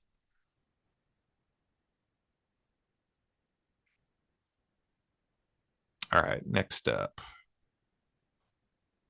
Jen Psaki set the table for former CIA Director John Brennan to tear apart President Trump's daring operation to take out Venezuelan narco-terrorist Maduro. Instead, Brennan stunned the network and praised the military and their mission as flawlessly executed. What did you make of the events over the last 24 hours here? This is weird. Well, Jen, I thought you did a very good job teeing this up. First of all, again, the U.S. military and U.S. intelligence are second to none in terms of their capabilities. their competence, talent, as well as their courageous actions. And so it does look as though it was a flawlessly executed operation, at least according to what we hear from the administration so far. And a lot of planning went into that. But that was, I won't say it's the easy part, because it was a sort of a complex operation. But this happened less than 24 hours ago. Now the big question is, what is the impact of that action? I think there are a lot of people in Venezuela and outside who are celebrating the departure of Maduro. As you pointed out, he was an illegitimately installed leader, a dictator of Venezuela. He was involved in drug running for a number of years. He's been involved in a lot of, criminal activity. And so, yes, it's good that he is no longer in charge. But the big question is, what is going to happen now after this? So, all right, hold up. So I suggested a minute ago or two to Sleepwalker that he attend the Maduro hearings. And he responded, where did he go? That would be interesting. Let's see if I can do something. Dude, that would be fantastic. Let's do it. Come on, everyone. Egg him on. Encourage him. Encourage him to do it. That would be fantastic, though. I think we have a number of pretty interesting long-term trials to cover. Obviously, I have the J6 pipe bomber here in DC, but now you got Maduro up there. It would definitely be good to get regular coverage going. I'm going to be doing it for sure when it comes to the Brian Cole case. But I would love to have someone doing the Maduro proceedings. It's kind of what I would like to use the YouTube channel for, to be honest. I'd like to use it for rather than live streams obviously I'd do that too, but pre-produced content and on, up to the moment kind of, live streaming out from a protest, say, or doing little short videos on the all these hearings. Yeah, I would love to do that, man. We gotta chat. So I'll shoot you a DM or something, because I would love to figure out how to do that. Maybe I'll come up to New York and help you get stuff figured out. But if we can find another person in the New York area, a team of two can do so much, you guys. Like, you don't even need to know how to video edit. Like, I can do that. I can do that part for you. If you got another person that can just like work the camera for you, you can just run through what you saw in the hearing, do the same kind of thing that I did. I guess you don't even really need a second person, although it does make it a lot easier. I did that myself. But if you got a second person that can run camera and sound, it definitely helps. And get Toots to go with you. There you go. Bingo. For sure. I would love to get that going. When we lost the YouTube channel, it was a big blow, because we were starting to use it for stuff like that. We were going out to events and doing short documentaries. I remember now, when I went back and looked at all the old videos, I saw some of the stuff we'd done all those years ago, and yeah, I would love to get that going again. So if anyone else happens to live in the New York City area and would be able to maybe help out with that, throw your hand up. If anyone else is in that area, definitely use more people, I'm sure. All right.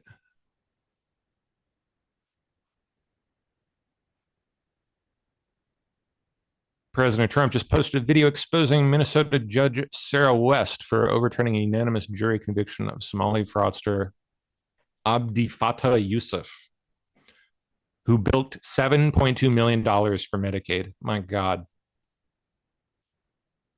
This is Minnesota Judge Sarah West. Judge Sarah West was the judge that oversaw a $7 million Medicaid fraud case.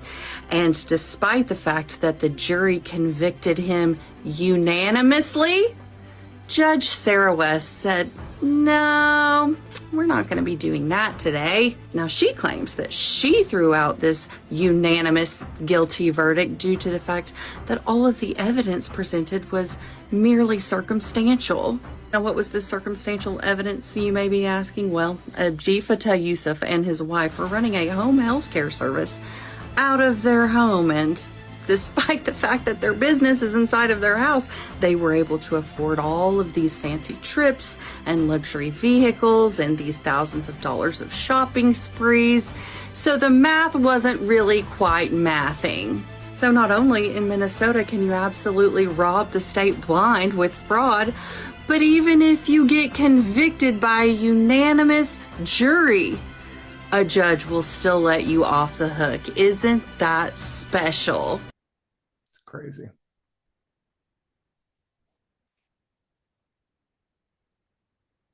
Sleep says, ready to take a leap of faith. Let's do it, man. Let's fucking do it. We're both in a similar position. If we get support, it's all about finances at this point. Excuse me. Yeah, see, I'll bet you we could get it making money. If we're actually breaking news and, you know, becoming a source, like a primary source of happenings, you know, our clips are getting used by people. Like I guess I got just used by InfoWars this morning for that Brian Cole Jr. thing. Like I bet you we could figure out how to get it making money for sure. I'm quite confident we can do that.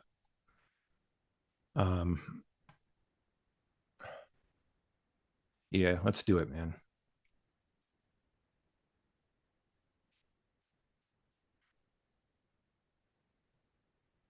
Let's see. Rubio destroying fake news, Stephanopoulos. Why not? Macro Rubio. Well, first of all, what's going to happen here is that we have a quarantine on their oil. That means their economy will not be able to move forward until the conditions that are in the national interest of the United States and the interest of the Venezuelan people are met. And that's what we intend to do. So that leverage remains, that leverage is ongoing, and we expect that it's going to lead to results here. We're hopeful that it does, positive results for the people of Venezuela, but ultimately, most importantly for us, in the national interest of the United States. We will no longer have, hopefully, as we move forward here, we'll set the conditions so that we no longer have in our hemisphere a Venezuela that's the crossroads for many of our adversaries around the world, including Iran and Hezbollah, is no longer sending us drug gangs, is no longer sending us drug boats, is no longer a narco-trafficking paradise for all those drugs coming out of Colombia to go in through the Caribbean and towards the United States. And obviously, we want a better future for the people of Venezuela. We want them to have an oil industry where the wealth goes to the people, not to a handful of corrupt individuals and stolen by, you know, pirates all over the world. That's what we're working towards, and we intend to use the leverage we have to help achieve that. Let me ask the question again. What is the legal authority for the United States to be running Venezuela? Well, I explained to you what our goals are and how we're going to use the leverage to make it happen. As far as what our legal authority is on the quarantine, I'm very simple. We have court orders. These are sanctioned boats, and we get orders from courts to go after and seize these sanctions. So that's, I don't know, is a court not a legal authority? So is the United States running Venezuela right now?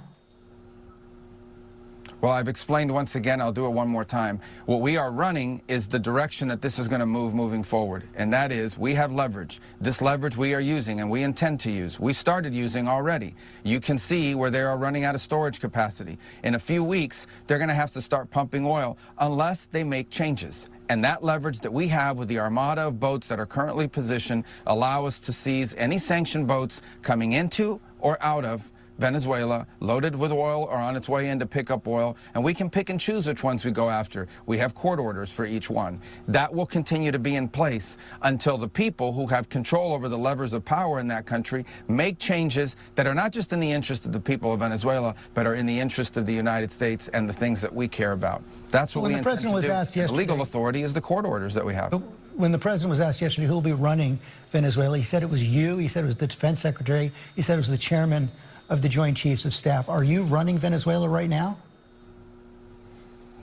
George, I've explained again that the leverage that we have here is the leverage of the quarantine. So that is a Department of War operation, conducting, in some cases, law enforcement functions with the Coast Guard on the seizure of these boats. I'm obviously very intricately involved in these policies. And by the way, very intricately involved in moving forward and what we hope to see some of these changes being addressed. Unfortunately, the person that was there before, who was not the legitimate president of the country, was someone we could not work with, was someone that we could not. He had already suckered the Biden administration a couple of years ago.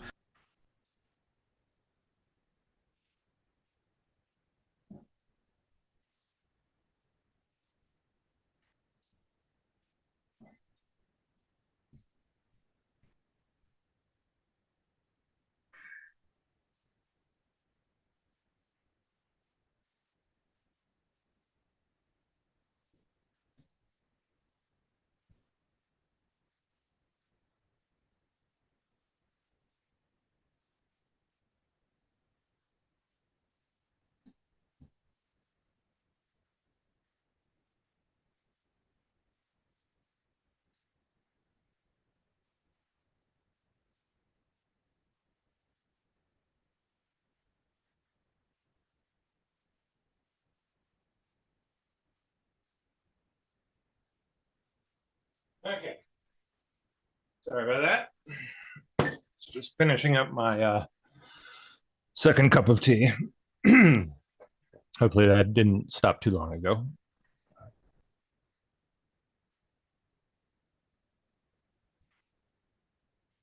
Macro Rubio again declares the Western Hemisphere. Here we go. Yeah. See? I'm telling you, man, they're retaking it. States need to take over the Venezuelan oil industry. Well, we don't need to. First of all, let me go back up. We don't need Venezuela's oil. We have plenty of oil in the United States. What we're not going to allow is for the oil industry in Venezuela to be controlled by adversaries of the United States. You have to understand, why does China need their oil? Why does Russia need their oil? Why does Iran need their oil? They're not even in this continent. This is the Western Hemisphere. This is where we live. Yep. And we're not going to allow the Western Hemisphere to be a base of operation for adversaries, competitors, and rivals of the United States. Have specific oil companies? We also want to see that oil and the proceeds from it.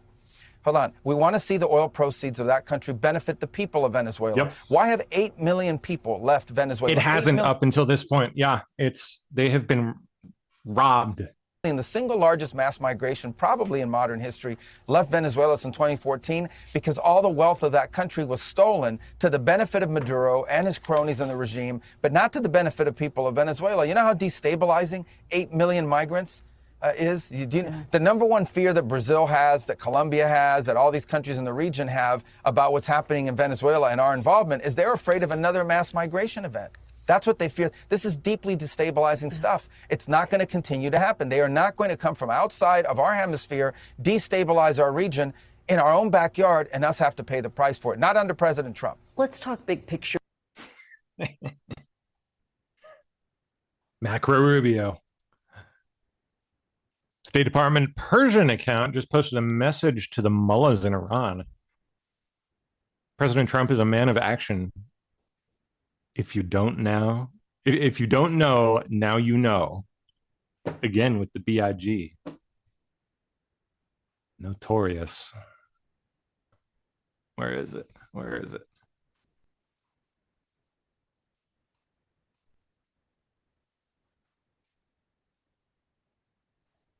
Come on, give me just the... And if you don't know, now you know, nigga. There it is. Just need that on a soundboard.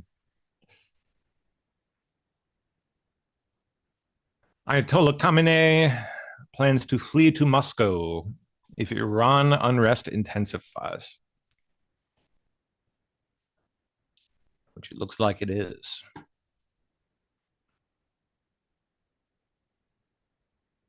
Just hours from now, former Venezuelan leader Nicolas Maduro will be in a New York City courtroom for the very first time. This will be his first public appearance since the historic, dramatic capture at the hands of U.S. Special Forces over the weekend. Today, we'll find out what comes next for Look Maduro. at that fucking hat, man. And his wife, as questions linger about What the a doofus. operation and what it means here in the U.S. and around the world. We have live team coverage on Maduro's court appearance and the future of Venezuela. News Nation's Jessica Cartalia is live for us in Lower Manhattan. Jessica, good morning. That's hilarious. All right. We apparently skipped a whole bunch here. Why did that? I don't know what happened there. No clue. There we are. All right.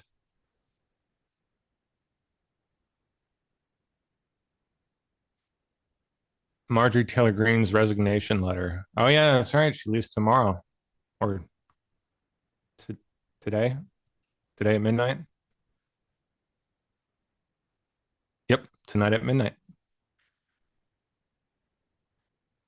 I think strategically, this move is a bit of chess. We didn't take the king off the board here in Venezuela just to let the pawns sort of run wild. It's important to note that the U.S. isn't trying to leave a vacuum. It's really planning this transition, right? Step one was removing Maduro. That's the first step of this. You know, President Trump stated that the U.S. is going to work to help run Venezuela until there's a safe, proper, judicious transition that can occur. This is about stability. It's not about occupation.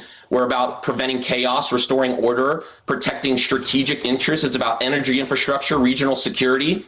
And while at the same time, we need to empower Venezuelans to reclaim their future. And that's where national security discipline really matters. Removing a bad actor is only step one.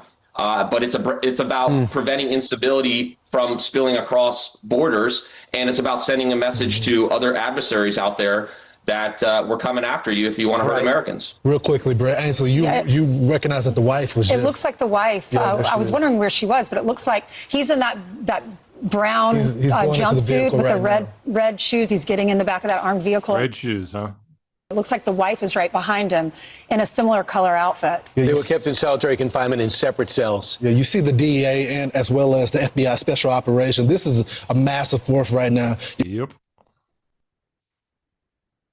What he ate. Okay. Inside the meticulously planned operation to capture Maduro, which apparently included such information as what he ate, which was, do we get to find out? Do we get to?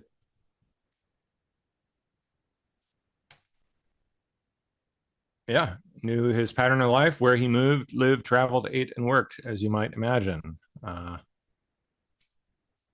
They unfortunately don't tell us what he ate. We do not get to find out.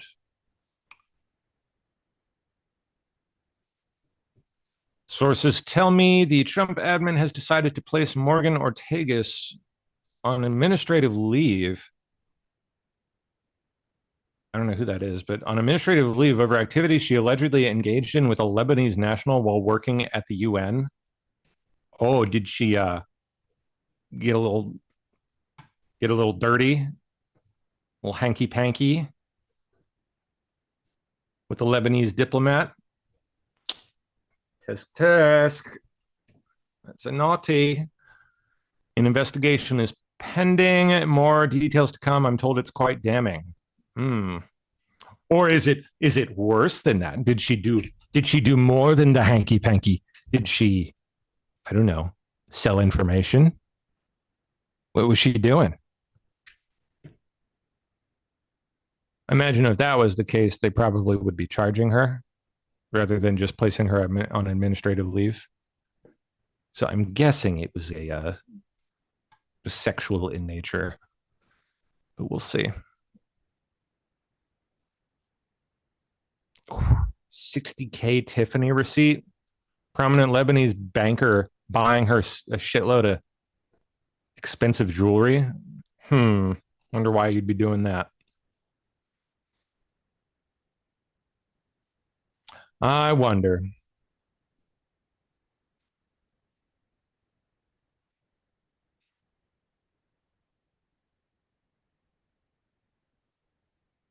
Okay. Far-left extremist attack on Berlin power grid leaves tens of thousands without electricity. What the heck? Left-wing extremists have taken credit for an arson attack in Southwest Berlin. Fucking Antifa, man. So which one was it? Which group? Ain't you gonna tell us? Come on. Okay. In the wake of the attack, local media published a letter allegedly penned by the far-left activist organization Vulcan Group or Volcano Group. The arsonists claimed responsibility for the fire and said the attack was an act of self-defense and in solidarity with other eco-activists worldwide. Environmental activists and eco activists are fucking fried, man. They're nuts. Always have been.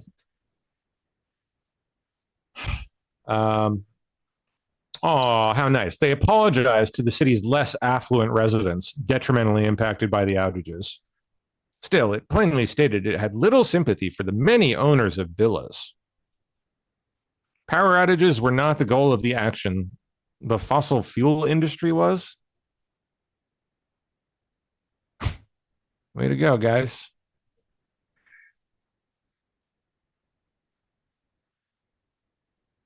A week to go before former CIA Director John Brennan and his co-conspirators, Obama's officials, are going to face the Florida grand jury. That's right. That's coming up fast.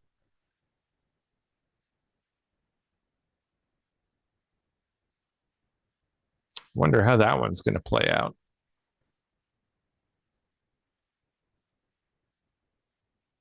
Like what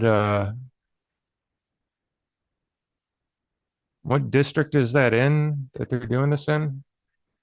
Which court? If they're running the whole thing out of Florida, I hope we got someone down there. It would be nice to get that covered too.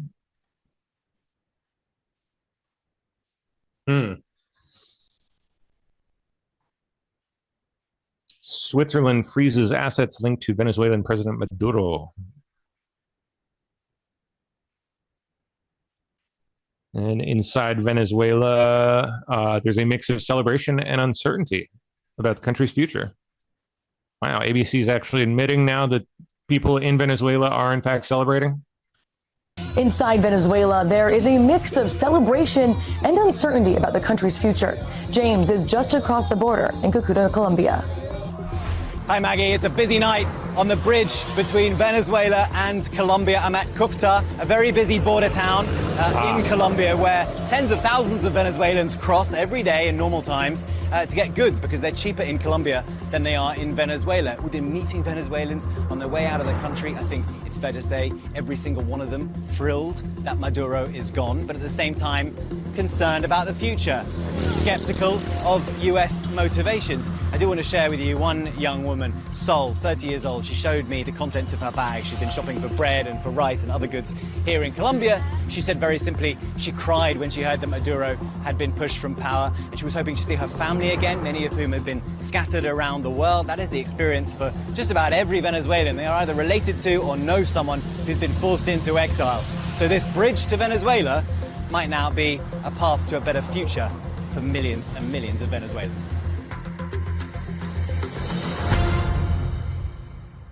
Well, shit. Here we go.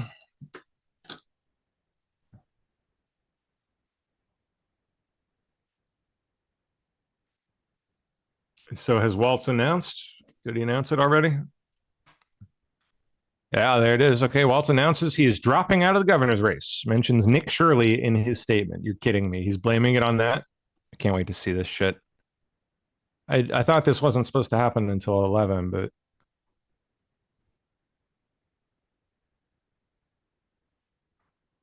Major breaking political news out of St. Paul. Or maybe he's just announced it and he hasn't done the press conference yet.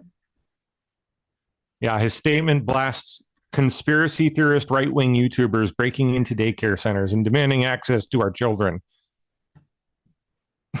Seriously?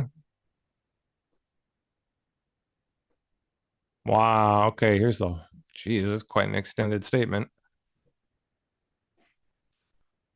Like many Minnesotans, I was glad to turn the page on 2025. It was an extraordinarily difficult year for our state, and it ended on a particularly sour note.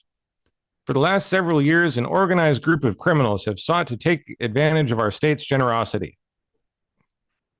So you mean you? And even as we make progress in the fight against the fraudsters, we now see an organized group of political actors seeking to take advantage of the crisis. What an absurd thing to say. Get the fuck out of here, dude. I won't mince words here. Donald Trump and his allies in Washington and St. Paul and online want to make our state a colder, meaner place. They want to poison our people against each other by attacking our neighbors. And ultimately, they want to take away much of what makes Minnesota the best place in America to raise a family. What, getting raped by a Somalian? Sorry. They've already begun taking our tax dollars that were meant to help families afford childcare. Who has begun taking your tax dollars meant to help families afford childcare again? Somalians? Oh, you're talking about Donald Trump. That's funny. And they have no intention of stopping there. Make no mistake, we should be concerned about fraud in our state government. We cannot effectively deliver programs and services if we can't earn the public's trust. That's why over the past few years, we've made systemic changes to the way we do business. Well, like what? Making it like easier to defraud all of your constituents? We've gone to the legislature time and again to get more tools to combat fraud. Oh, bullshit. Please. We've fired people who weren't doing their jobs. We've seen people go to jail for stealing from our state. We've cut off whole streams of funding in partnership with the federal government where we saw widespread criminal activity. Blah, blah, blah, blah, blah. Done a whole bunch of things that they didn't actually do. That's what he's saying. Okay, so get to the part about why you're dropping out. We've got Republicans here in the legislature playing hide and seek with whistleblowers. Oh, what, preventing you from finding out who they are? Gee, I wonder why they do that. We've got conspiracy theorist right-wing YouTubers breaking into daycare centers and demanding access to our children. We've got the President of the United States demonizing our Somali neighbors and wrongly confiscating childcare funding that Minnesotans rely on.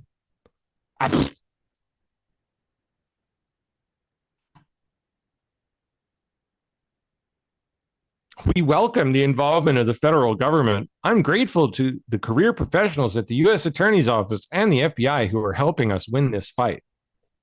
But I cannot abide the actions of a political leadership in Washington, these opportunists who are willing to hurt our people to score a few cheap points.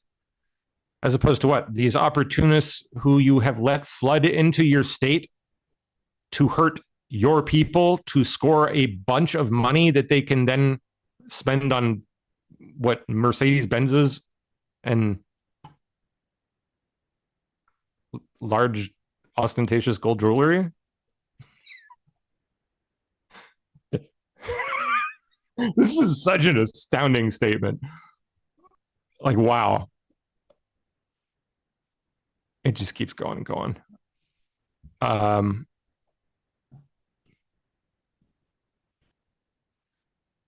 So, okay, where does he like actually say that he's not going to run? In September, I announced that I would run for a historic third term as Minnesota's governor, and I have every confidence that if I gave it my all, I would succeed in that effort. That's why I'm dropping out of the race. How ridiculous. But as I reflected on this moment with my family and my team over the holidays, I came to the conclusion that I can't give a political campaign my all. Oh, so if you gave it your all, you would win, but you can't. You can't give it your all. Because why? Every minute I spend defending my own political interests would be a minute I can't spend defending the people of Minnesota against the criminals who prey on our generosity and the cynics who prey on our differences. So I've decided to step out of the race and let others worry about the election while I focus on the work. So he's not stepping down. I understand. He's not stepping down from the governorship. He's just pulling out of the race for next term. I don't know how much longer he's got in office, but yeah, what a joke.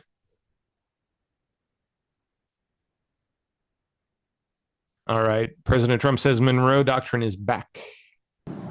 It's about peace on earth.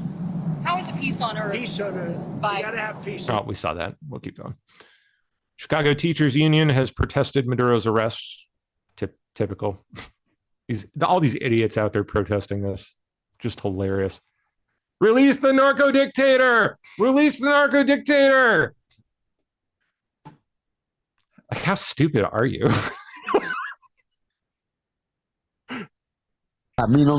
Oh, wow. Here's Petro of Colombia saying, come get me, coward. I'm waiting for you here. Remember how that went last time? Nace aquí lo espero si quiere. No acepto invasiones, no acepto misiles, no acepto asesinatos, acepto inteligencia. Vengan aquí a hablar con inteligencia y lo recibimos y hablamos de tú a tú y con cifras reales, no con mentiras. Deje de engañarse de las mafias políticas colombianas, porque nos condenaron a 700,000 muertos, a ser el país más desigual del mundo. A mí no. Today, Nicolas Maduro will appear in a U.S. federal court where he will be judged by one of the most senior active judges in the federal judiciary. Following his arrest, 92-year-old Orthodox Jewish federal judge Alvin Hellerstein was appointed to oversee the proceedings against the former Venezuelan president. 92 years old? Whew, wow. The proceedings will take place at the Southern District of New York Courthouse in Manhattan, widely regarded as one of the most influential courts in the United States. You bet.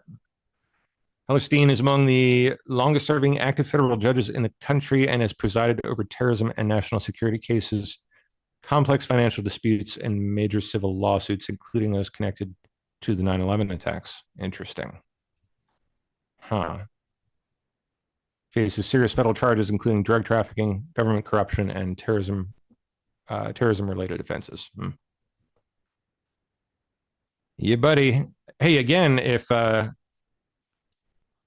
anyone is out there in the New York area and would be interested in maybe helping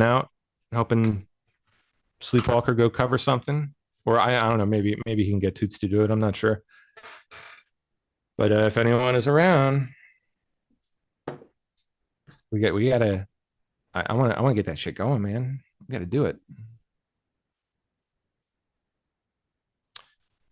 I actually kind of half thinking about launching probably a separate company focused on just gathering footage like that. So it's actually what Ford Fisher does. We'd probably do something similar to that. News to share. I think that's his thing. Yeah, they are always out there at every protest, every kind of event like that, getting footage, and then they sell it to news agencies, documentary filmmakers. We could absolutely be doing the same thing, man. We could be doing that, Sleep. So we got to chat. We got to maybe think about launching something like that, a competitor to News to Share. I like Ford. He's a good guy, but there's room for more. There's room for more out there. I think we could do it pretty lightweight too. Honestly, just me and you would be enough to start. If you got maybe one more person up there, and if we can get one more down in Florida, I think that's like the main stuff right there. DC, New York City, and South Florida with Mar-a-Lago and all that. It's kind of the three main drivers of news these days. So I think that would be a good start. And I think I've probably got some good contacts to begin with to start selling stuff to. So yeah, we got to chat. We'll see if we can come up with a company, and we'll maybe you and me will launch it together, and we'll try to make some money doing this. And get some decent, reliable, trustworthy coverage of events and news. It's in dire. I mean, people need that desperately these days. It's near impossible to find, to be honest. Every damn place you go is trying to sell you their own narrative, their own version of whatever's going on. I think there's a pretty big need for just straight primary source, no color, no commentary, just news, just the goods. So it's what I tried to do with my coverage of the Brian Cole Jr. Hearing. I tried to keep theories, my own theories, other people's theories out of it, and just talk about what I saw, as unbiased as I can possibly be. Within, of course, within reason, within reality. It's impossible to remove all bias, but I think people want that, and I don't really see anyone serving that kind of corner of the market. If it's even really a corner, I think it's probably quite big. If you stop to think about it, I think a lot of people are getting tired of the opinion news, and they just want, at least I know this is true of me, I just want the hard goods. Let me decide myself. I'm more than capable of doing that. Just give me the info without the color, without the commentary. I know that we do that here. It has its place, but I also think there's a massive untapped market there, that people need, big time. As a society, I think we need it big time. Because opinion news, if you can even call it that, has just brought this country to the fucking brink, man.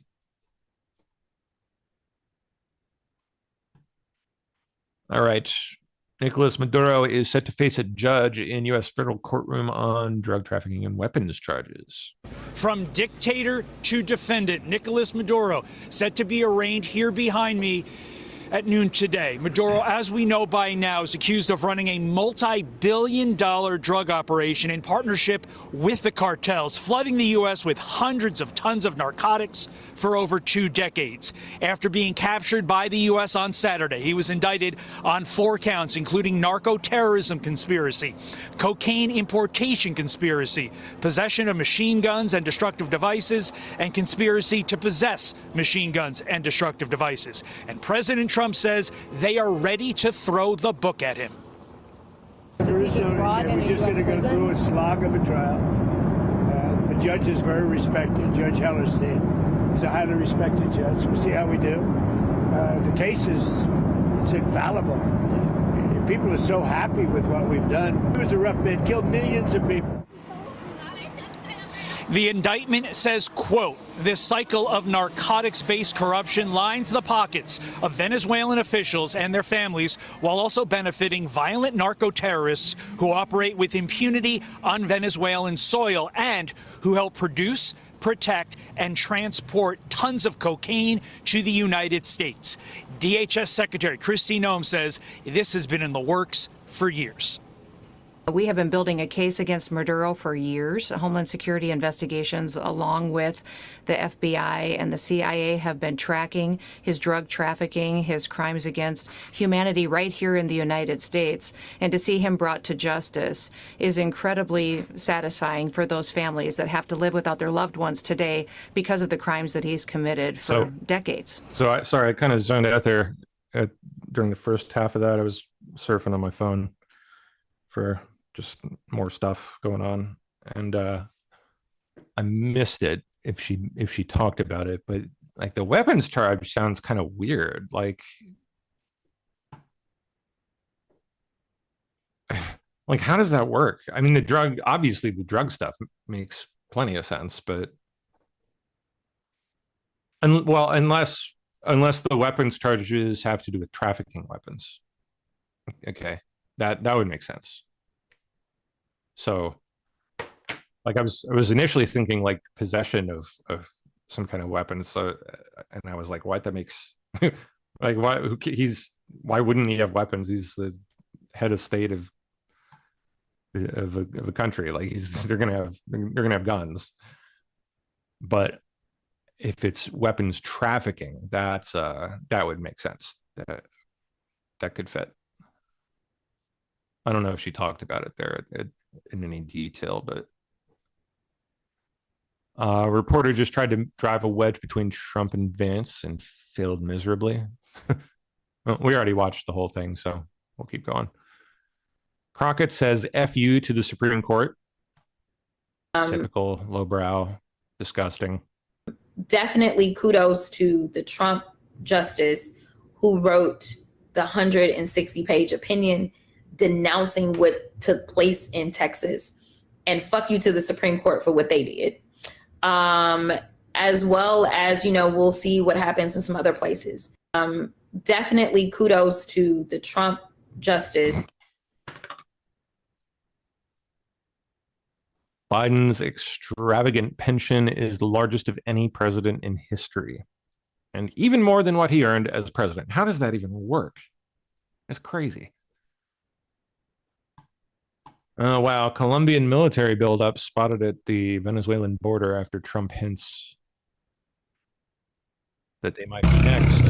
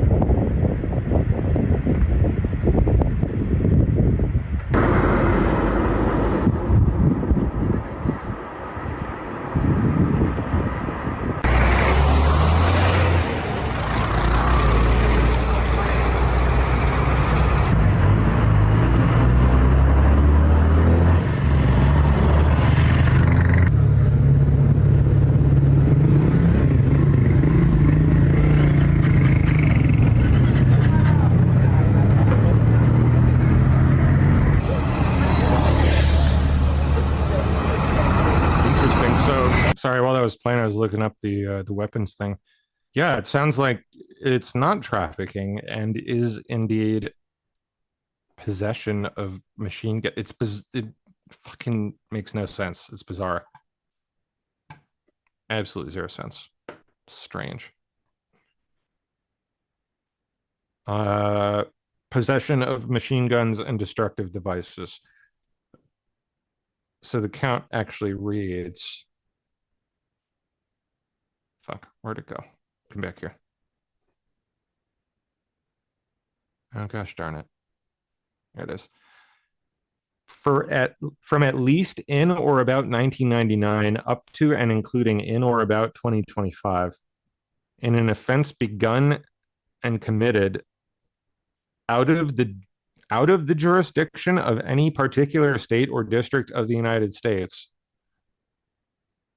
and for which at least one of two or more joint offenders has been and will be first brought to and arrested in the Southern District of New York, blah, blah, blah, blah, blah. So, like, they admit right off the bat that the offense began and was committed out of the jurisdiction of any particular state or district of the U.S.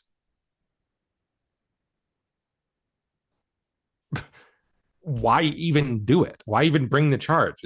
It's just strange. they've got plenty of ground to stand on with the drugs, with cocaine. I don't see any way that's going to hold up. So the weapons part, I just don't know what they're going for with that. Denmark urges Trump to cease threats to take over Greenland.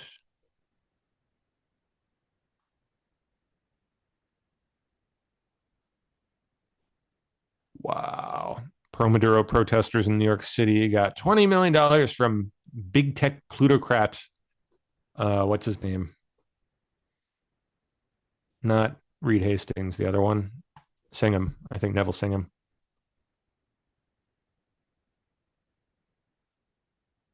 All the signs are already propped up. Look at this. They're just against the walls. Awesome. Oh, thank you. What you do. Thank you you for everything you do. Thank you so much. Oh, gosh, Bless you. darn it. Thank you. Come on. Hey, Manolo, how you doing? My name is Nate. Nice to meet you. I'm good. How are you? Would you mind doing an interview right now? Can I ask why?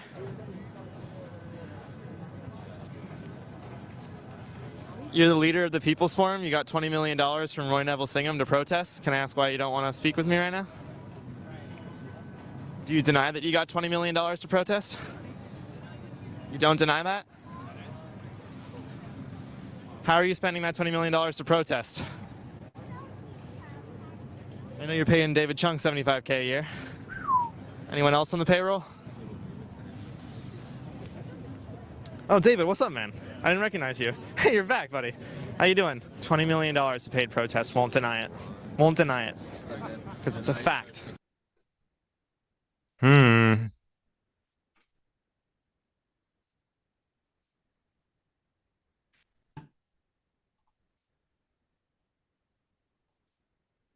It's a lot of money, man.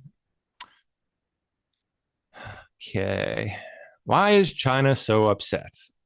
We never believe that any country can act as the world's police, nor do we accept that any country can claim to be an international judge. The sovereignty and security of all countries should be fully protected by international law. China has always opposed the use or threat of force in international relations and opposes imposing one country's will on another. China is willing to work together with the international community, including Pakistan, to firmly uphold the UN Charter, safeguard the bottom line of international morality, uphold the sovereign equality of all countries, jointly maintain world peace and development, and jointly promote the building of a community with a shared future for mankind. Muslim call to prayer being blasted 5 times a day through the streets of Astoria in Queens, New York. So I guess this is Mamdani's New York now.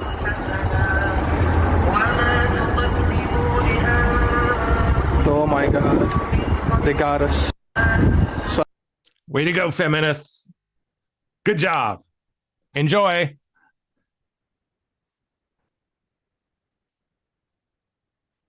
Oh, speaking of. I think the reality this is Mamdani's tenant director. This is his tenant director. I think the reality is that for centuries we've really treated property as an individualized good and not a collective good, and we are going to transitioning to treating it as a collective good and towards a model of shared equity will require that we think about it differently, and it will mean that families, especially white families, but yeah, some POC families who are homeowners as well. Not the POCs. Are going to have a different relationship to property than the one that we currently have. As to what exactly she means by that, well, your guess is as good as mine, but I guarantee you it's not good. Subway and bus fares in New York City just increased to $3. Mamdani said he'd make buses free.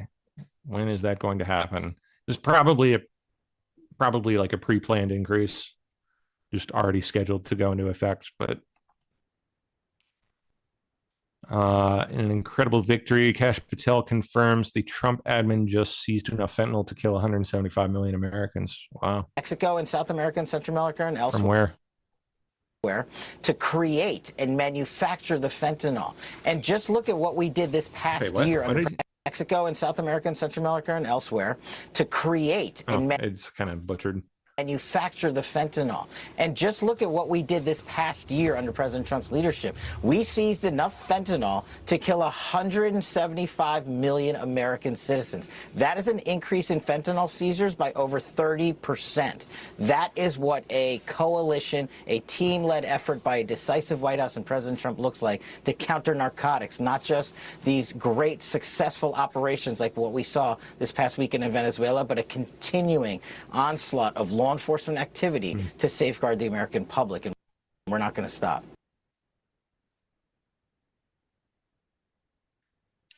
Valero is taking a $1 billion loss to escape California. Oh, wow. Valero just wrote off $1.1 billion. That is the cost they are taking to walk away from California. To where? Where are they going? Texas? Rather than keep operating their Benicia refinery past April 2026. When a company takes $1 billion loss just to leave, you know something is seriously broken. This facility processes 145,000 barrels of oil per day, representing 8.6% of California's entire gasoline production. 400 workers have lost their jobs. 200 contractors are out of work. The city of Benicia loses 17% of its entire budget. And California drivers, they are about to get hammered with the worst gas prices in American history. University of California Davis economists calculate a 40 cents per gallon increase the moment Phillips 66 closes their Los Angeles refinery this December. Then another 81 cents when Valero shuts down 4 months later in April. That totals a $1.21 per gallon increase by August 2026. Your 15-gallon fill-up jumps from $70 to at least $95. The Stanford Energy Institute came up with even worse projections. They are showing potential spikes to $8 per gallon during supply disruptions. UC Berkeley's Severin Borenstein, who has been tracking California energy markets for decades, warns these closures could create severe gasoline shortages with unprecedented price increases. Here's the timeline that's about to wreck California's fuel supply. In December 2025, interesting. Phillips 66 in Wilmington closes. 139,000 barrels per day are lost. In April 2026, Valero in Benicia closes. 145,000 barrels per day are lost. In just 4 months, California loses 284,000 barrels of daily refining capacity, 17% of the state's total production. To understand the disaster unfolding, you need to know about CARBOB, California Reformulated Gasoline Blend Stock for Oxygenate Blending. This is not regular gasoline. It is a specialized ultra-clean burning fuel mandated by California law. Jackasses. Refineries in Texas, Oklahoma, and Louisiana do not make it. You cannot just truck in regular unleaded from Arizona and call it a day. Only a handful of refineries worldwide have the equipment to produce CARBOB. These facilities are in ridiculous. South Korea, India, and a couple in Singapore. That is basically your entire global supply chain for California-specific gasoline outside the state itself. That is insane. Why would you do that? 17% of in-state production disappears. Those Asian refineries become California's gas stations. The logistics are a nightmare. Tanker ships why? Carrying gasoline take 30 to 40 days crossing the Pacific Ocean. The fuel you pump into your car in March was loaded onto a ship. For all their love of talking about efficiency and so on and so forth and saving the environment and like what? It's just mind-boggling. In January, any disruption in that supply chain, whether a storm, equipment failure, or a spike in Asian demand, can leave California without gas. California Energy Commission data shows the state already hit record imports in May 2025, 210,000 barrels per day. That is before losing these 2 refineries. Stillwater Associates, an energy consulting firm, projects California will need to import 30% of all gasoline by late 2026. Nearly 1 out of every 3 gallons will come from overseas. For comparison, the rest of America imports less than 5% of finished gasoline. Wow. The infrastructure literally cannot handle this surge. Benizia's port facilities take 4 to 5 days to unload a single 300,000 barrel tanker. That is only 60 to 75,000 barrels per day of unloading capacity, about half what the refinery currently produces. Converting the facility to a dedicated import terminal would require new pipelines, storage tanks, and harbor improvements, taking years to complete. Richmond's Kinder Morgan terminal could theoretically handle more imports, but it is already operating near capacity. The ports of Los Angeles and Long Beach have their own constraints. California would need to nearly double its import infrastructure in less than a year. That is physically impossible. Transport costs destroy any savings from cheaper Asian production. Industry data shows 13 to 15 cents per gallon just for shipping from Asia to California. Wow. Marine insurance for these tankers runs $20,000 per day. A single ship carries about $2 million worth of gasoline, making them high-value targets for any disruption. Then there is the storage problem. California maintains just 11 to 12 days of gasoline inventory. The state's 24 million barrels of storage capacity sounds impressive until you realize 3/4 is already committed to existing supply chains. When you depend on 40-day shipping times with 11 days of inventory, any disruption means immediate shortages. Wow. That's pretty interesting. Congress returns amid Venezuela operation and facing deadline to avert another shutdown. That's coming up pretty quick, too. Senate back today after holiday recess. Yeah.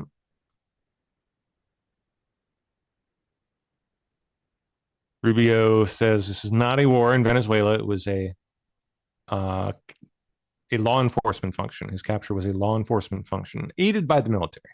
I mean, DA was there. Yeah.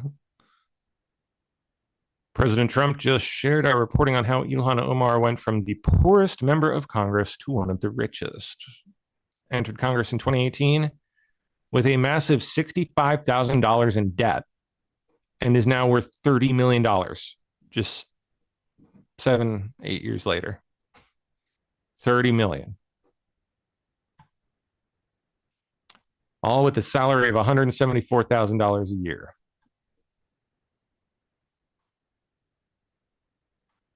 Gee, I wonder how that happened.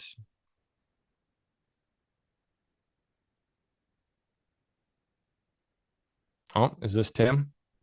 So this is what happens when your own federal government wages war against you.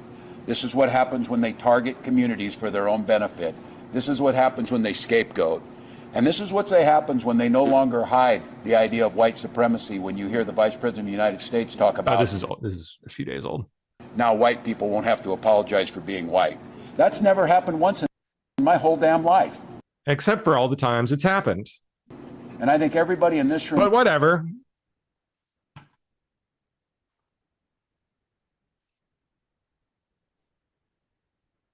Trump's Maduro takedown resets the global chessboard and reasserts American power. Certainly the beginning of that. If he can reshape our hemisphere in our favor, he will... I mean, he's already quite a legend as it is, but that will cement it for decades to come. We've taken in and will soon be receiving more than $600 billion in tariffs, Trump says. Wow. But the fake news media refuses to talk about it because they hate and disrespect our country and want to interfere with the upcoming tariff decision, one of the most important ever of the United States Supreme Court. Because of tariffs, our country is financially and from a national security standpoint far stronger and more respected than ever before. That's quite a bit of money, dude. 600 billion is nothing to sneeze at. If we're roughly 40, 50 trillion, I don't know what it is now, but somewhere in that area, trillion in debt. That is actually a pretty significant way, portion towards getting rid of that. If that continues, and not just that, but keeps increasing, good stuff. Comey mocks DOJ prosecutors for misspelling Virginia and attorney in court filings since in his since dismissed criminal case. Really, that's funny because I seem to remember some interesting misspellings when it comes to Comey himself. Corney, James Corney, ring a bell? Hey everybody, Happy New Year, and welcome back to my Substack. Oh God. I started doing welcome back to my butt crack. These Substack. last June and have posted 31 of them since. Every week, no repeats, no skips. I try to keep them 5 minutes or under, and I post them before noon on Sundays. I started doing it because Patrice thought it might be useful to good people living under Trump 2.0. And now about 17,000 of you get them each week, so I hope that means they're useful. I'll try to keep doing them at least until the end of this year, and they'll remain free. If I run out of stuff to say, I'll tell you that, then I'll stop. Today, I want to offer some brief thoughts on how I'm approaching year 2 of our national nightmare, with both fear and hope. The fear part is obvious. Oh, yeah. An elderly, incompetent narcissist is president of the United States. He's surrounded entirely by sycophants. That's a recipe for a lot of damage. Oh, yes. You'd never be guilty of being a sycophant, would you, Jim? No. He's going to do more harm to institutions that matter. He's going to hurt our country and good people here and around the world in ways I can't predict. We can hope that most of the awfulness is in the cartoon villain category, like adding his name to a memorial to a beloved murdered president. But even that is hurting people. It's going to be a bad year. But it's going to be a bad year. I also have hope. I'm a sad puppy. Because I've heard the people sing all over the country, and I hope you have too. I know change is coming this November. The polls tell me that the American people are almost fully awake to the danger. Even his core supporters are grappling with what must be an incredibly painful realization that he conned them. It will always be and only ever was Trump first. Chances to redline musician number. Which leads me to my final wish. May 2026 be a year that ends with a powerful pendulum swing. Back toward the rule of law. Oh, don't worry. That pendulum swing's coming, man. Just not the direction you think it is. Constitutional governance and accountability. The bad. William DeFore, age 26, charged after trying to break into Vice President J.D. Vance's Ohio home. There it is. That's the perp. Wow, that is what a haircut. Okay then.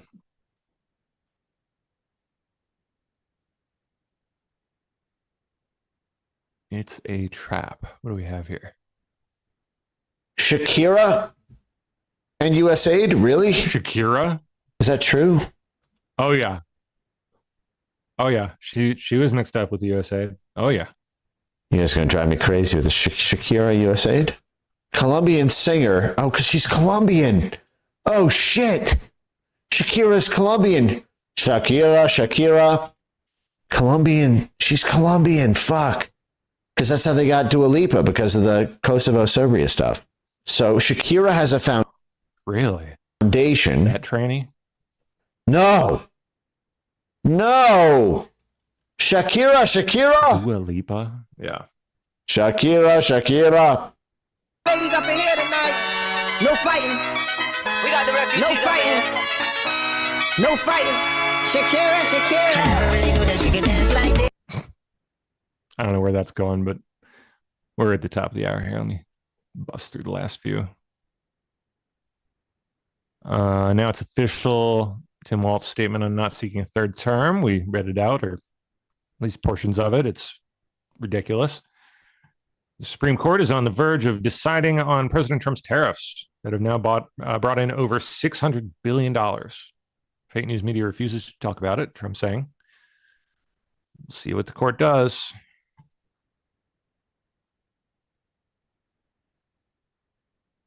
Hegseth we saw with Mark Kelly. Oh, dude, this.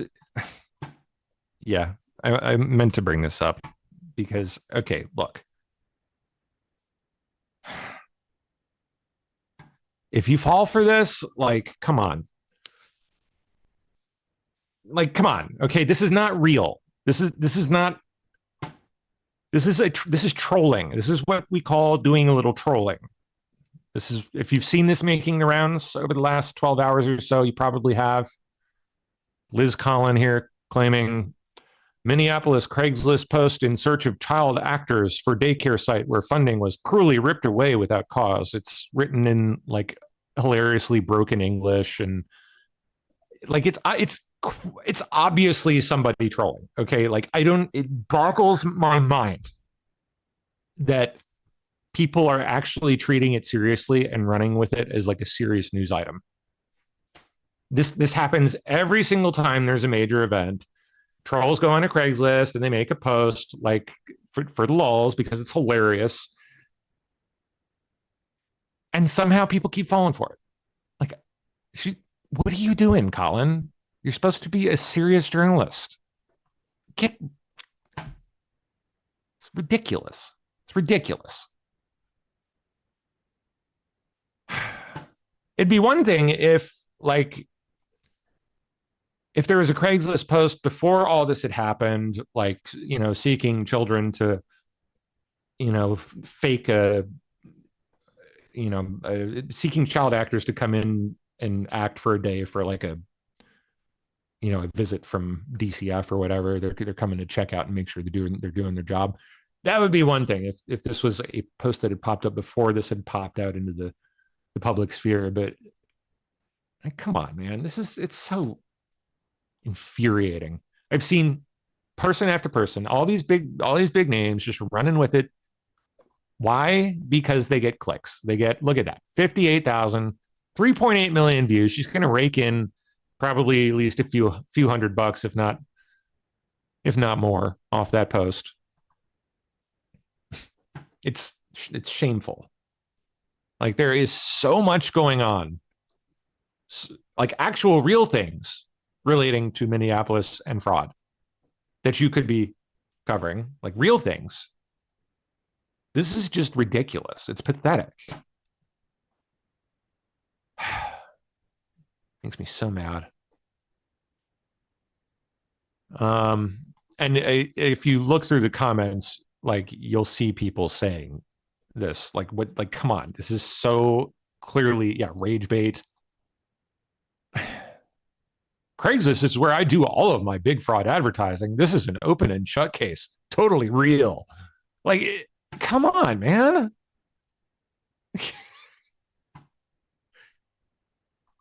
Have a little self-respect. Like, come on, dude. Clicks are not worth that much. Department of War provided an update on Mark Kelly. I think we already read it.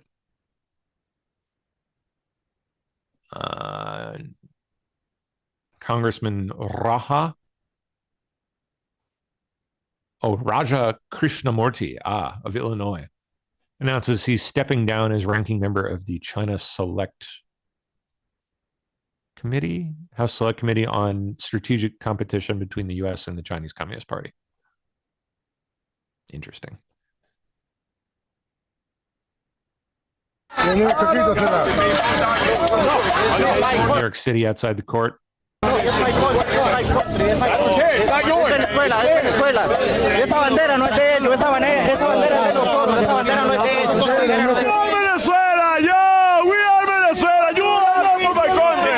What part of Venezuela you are? What part of Venezuela you are? What part of Venezuela you are? What part of Venezuela you are? You are not for my country. You are not for my country. You are not for my country. You are not for my country. No volverá. We want justice, you say how. Release Maduro right now. Release Maduro right now. Prepagados. Hay solo de bicho, hija de puta, perra, níger. you just call him the N-word? Did I just hear a hard R N-word in there?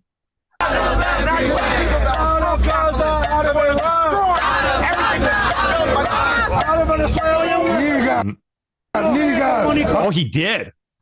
He did it again. Yikes. Okay, last up, Catherine Herridge in this week's newsletter for Catherine Herridge subscribers. Anything worth checking out here? Minnesota Somali fraud probes buried under Biden. Instead of focusing on the alleged fraud, some newsrooms prioritized investigating the journalist who publicly exposed the story. Surprise, surprise. This is a classic shoot the messenger strategy designed to discredit the reporter's findings. I know how this works from personal experience. In 2020, while at CBS News reporting on General Flynn's unmasking scandal, I was targeted by political operatives using similar tactics. House oversight hearings on fraud and misuse of federal funds in Minnesota are scheduled for this week. Oh, cool. Okay. I might try to go to those if they are open to the public. All right. Well, we're actually like 10 minutes past here. I think Sonny's in. Yeah. How you doing, Sonny? Sorry for running over there a little bit. Oh, no, that's fine. I'm doing okay. Doing all right? Good. Yes, thank you. Thanks for stepping in and covering again. I appreciate it. Yeah. Glad to Thank you. help if I can. Cool. All Well, right. I'll get out of here and let you get to it. And I will see you all I guess tomorrow. Pam, will you just, and you don't have to if you have to scoot. I get it. But what was shoot. that thing you were going over that you were saying all these people were running with it for clicks? Let me pull it up again. So it's a Craigslist post claiming to be like, where the heck did it go? I think, There it is is. it up a little? Okay. There it is. Yeah, so it's a Craigslist post, Minneapolis Craigslist post claiming to be like, yeah, I'll just read it out. My family runs a daycare here in the city and have for over 5 years until Monday when funding was cruelly ripped away without cause. Due to this insane, poor decision, clear in white supremacy, we had to close our doors immediately. We must prove we are a function daycare to get the funding back. The issue is the entire client base has already found new daycare services, so we need to find new client space quickly. To help hurry the state vetting process, we are looking to hire 20 child actors for 3 days while state is present on site. So are they posting it just for clicks for sensationalism? Basically, yeah. It's people posting it. I guarantee you it originated with someone on X looking for clicks. Okay. Yeah. Oh, gosh. People will do anything. It's disgusting. Oh, like these Somalis are stupid, but not that stupid. This is, yeah, it happens every time an opportunity arises. Every time a scandal breaks out. Yeah. Just be careful, people. I know, because I'm kind of naive about these things, and sometimes I'll post something and it's like, you guys think this is real? Is this AI? I ask, because what do you guys think about this? Yeah, oh my goodness. It's tough these days sometimes. You gotta be on your toes. Yep. Thanks, Pam. Yeah, you got it. Have a good show. Thank you. See ya. Hey, everybody. So I'm in for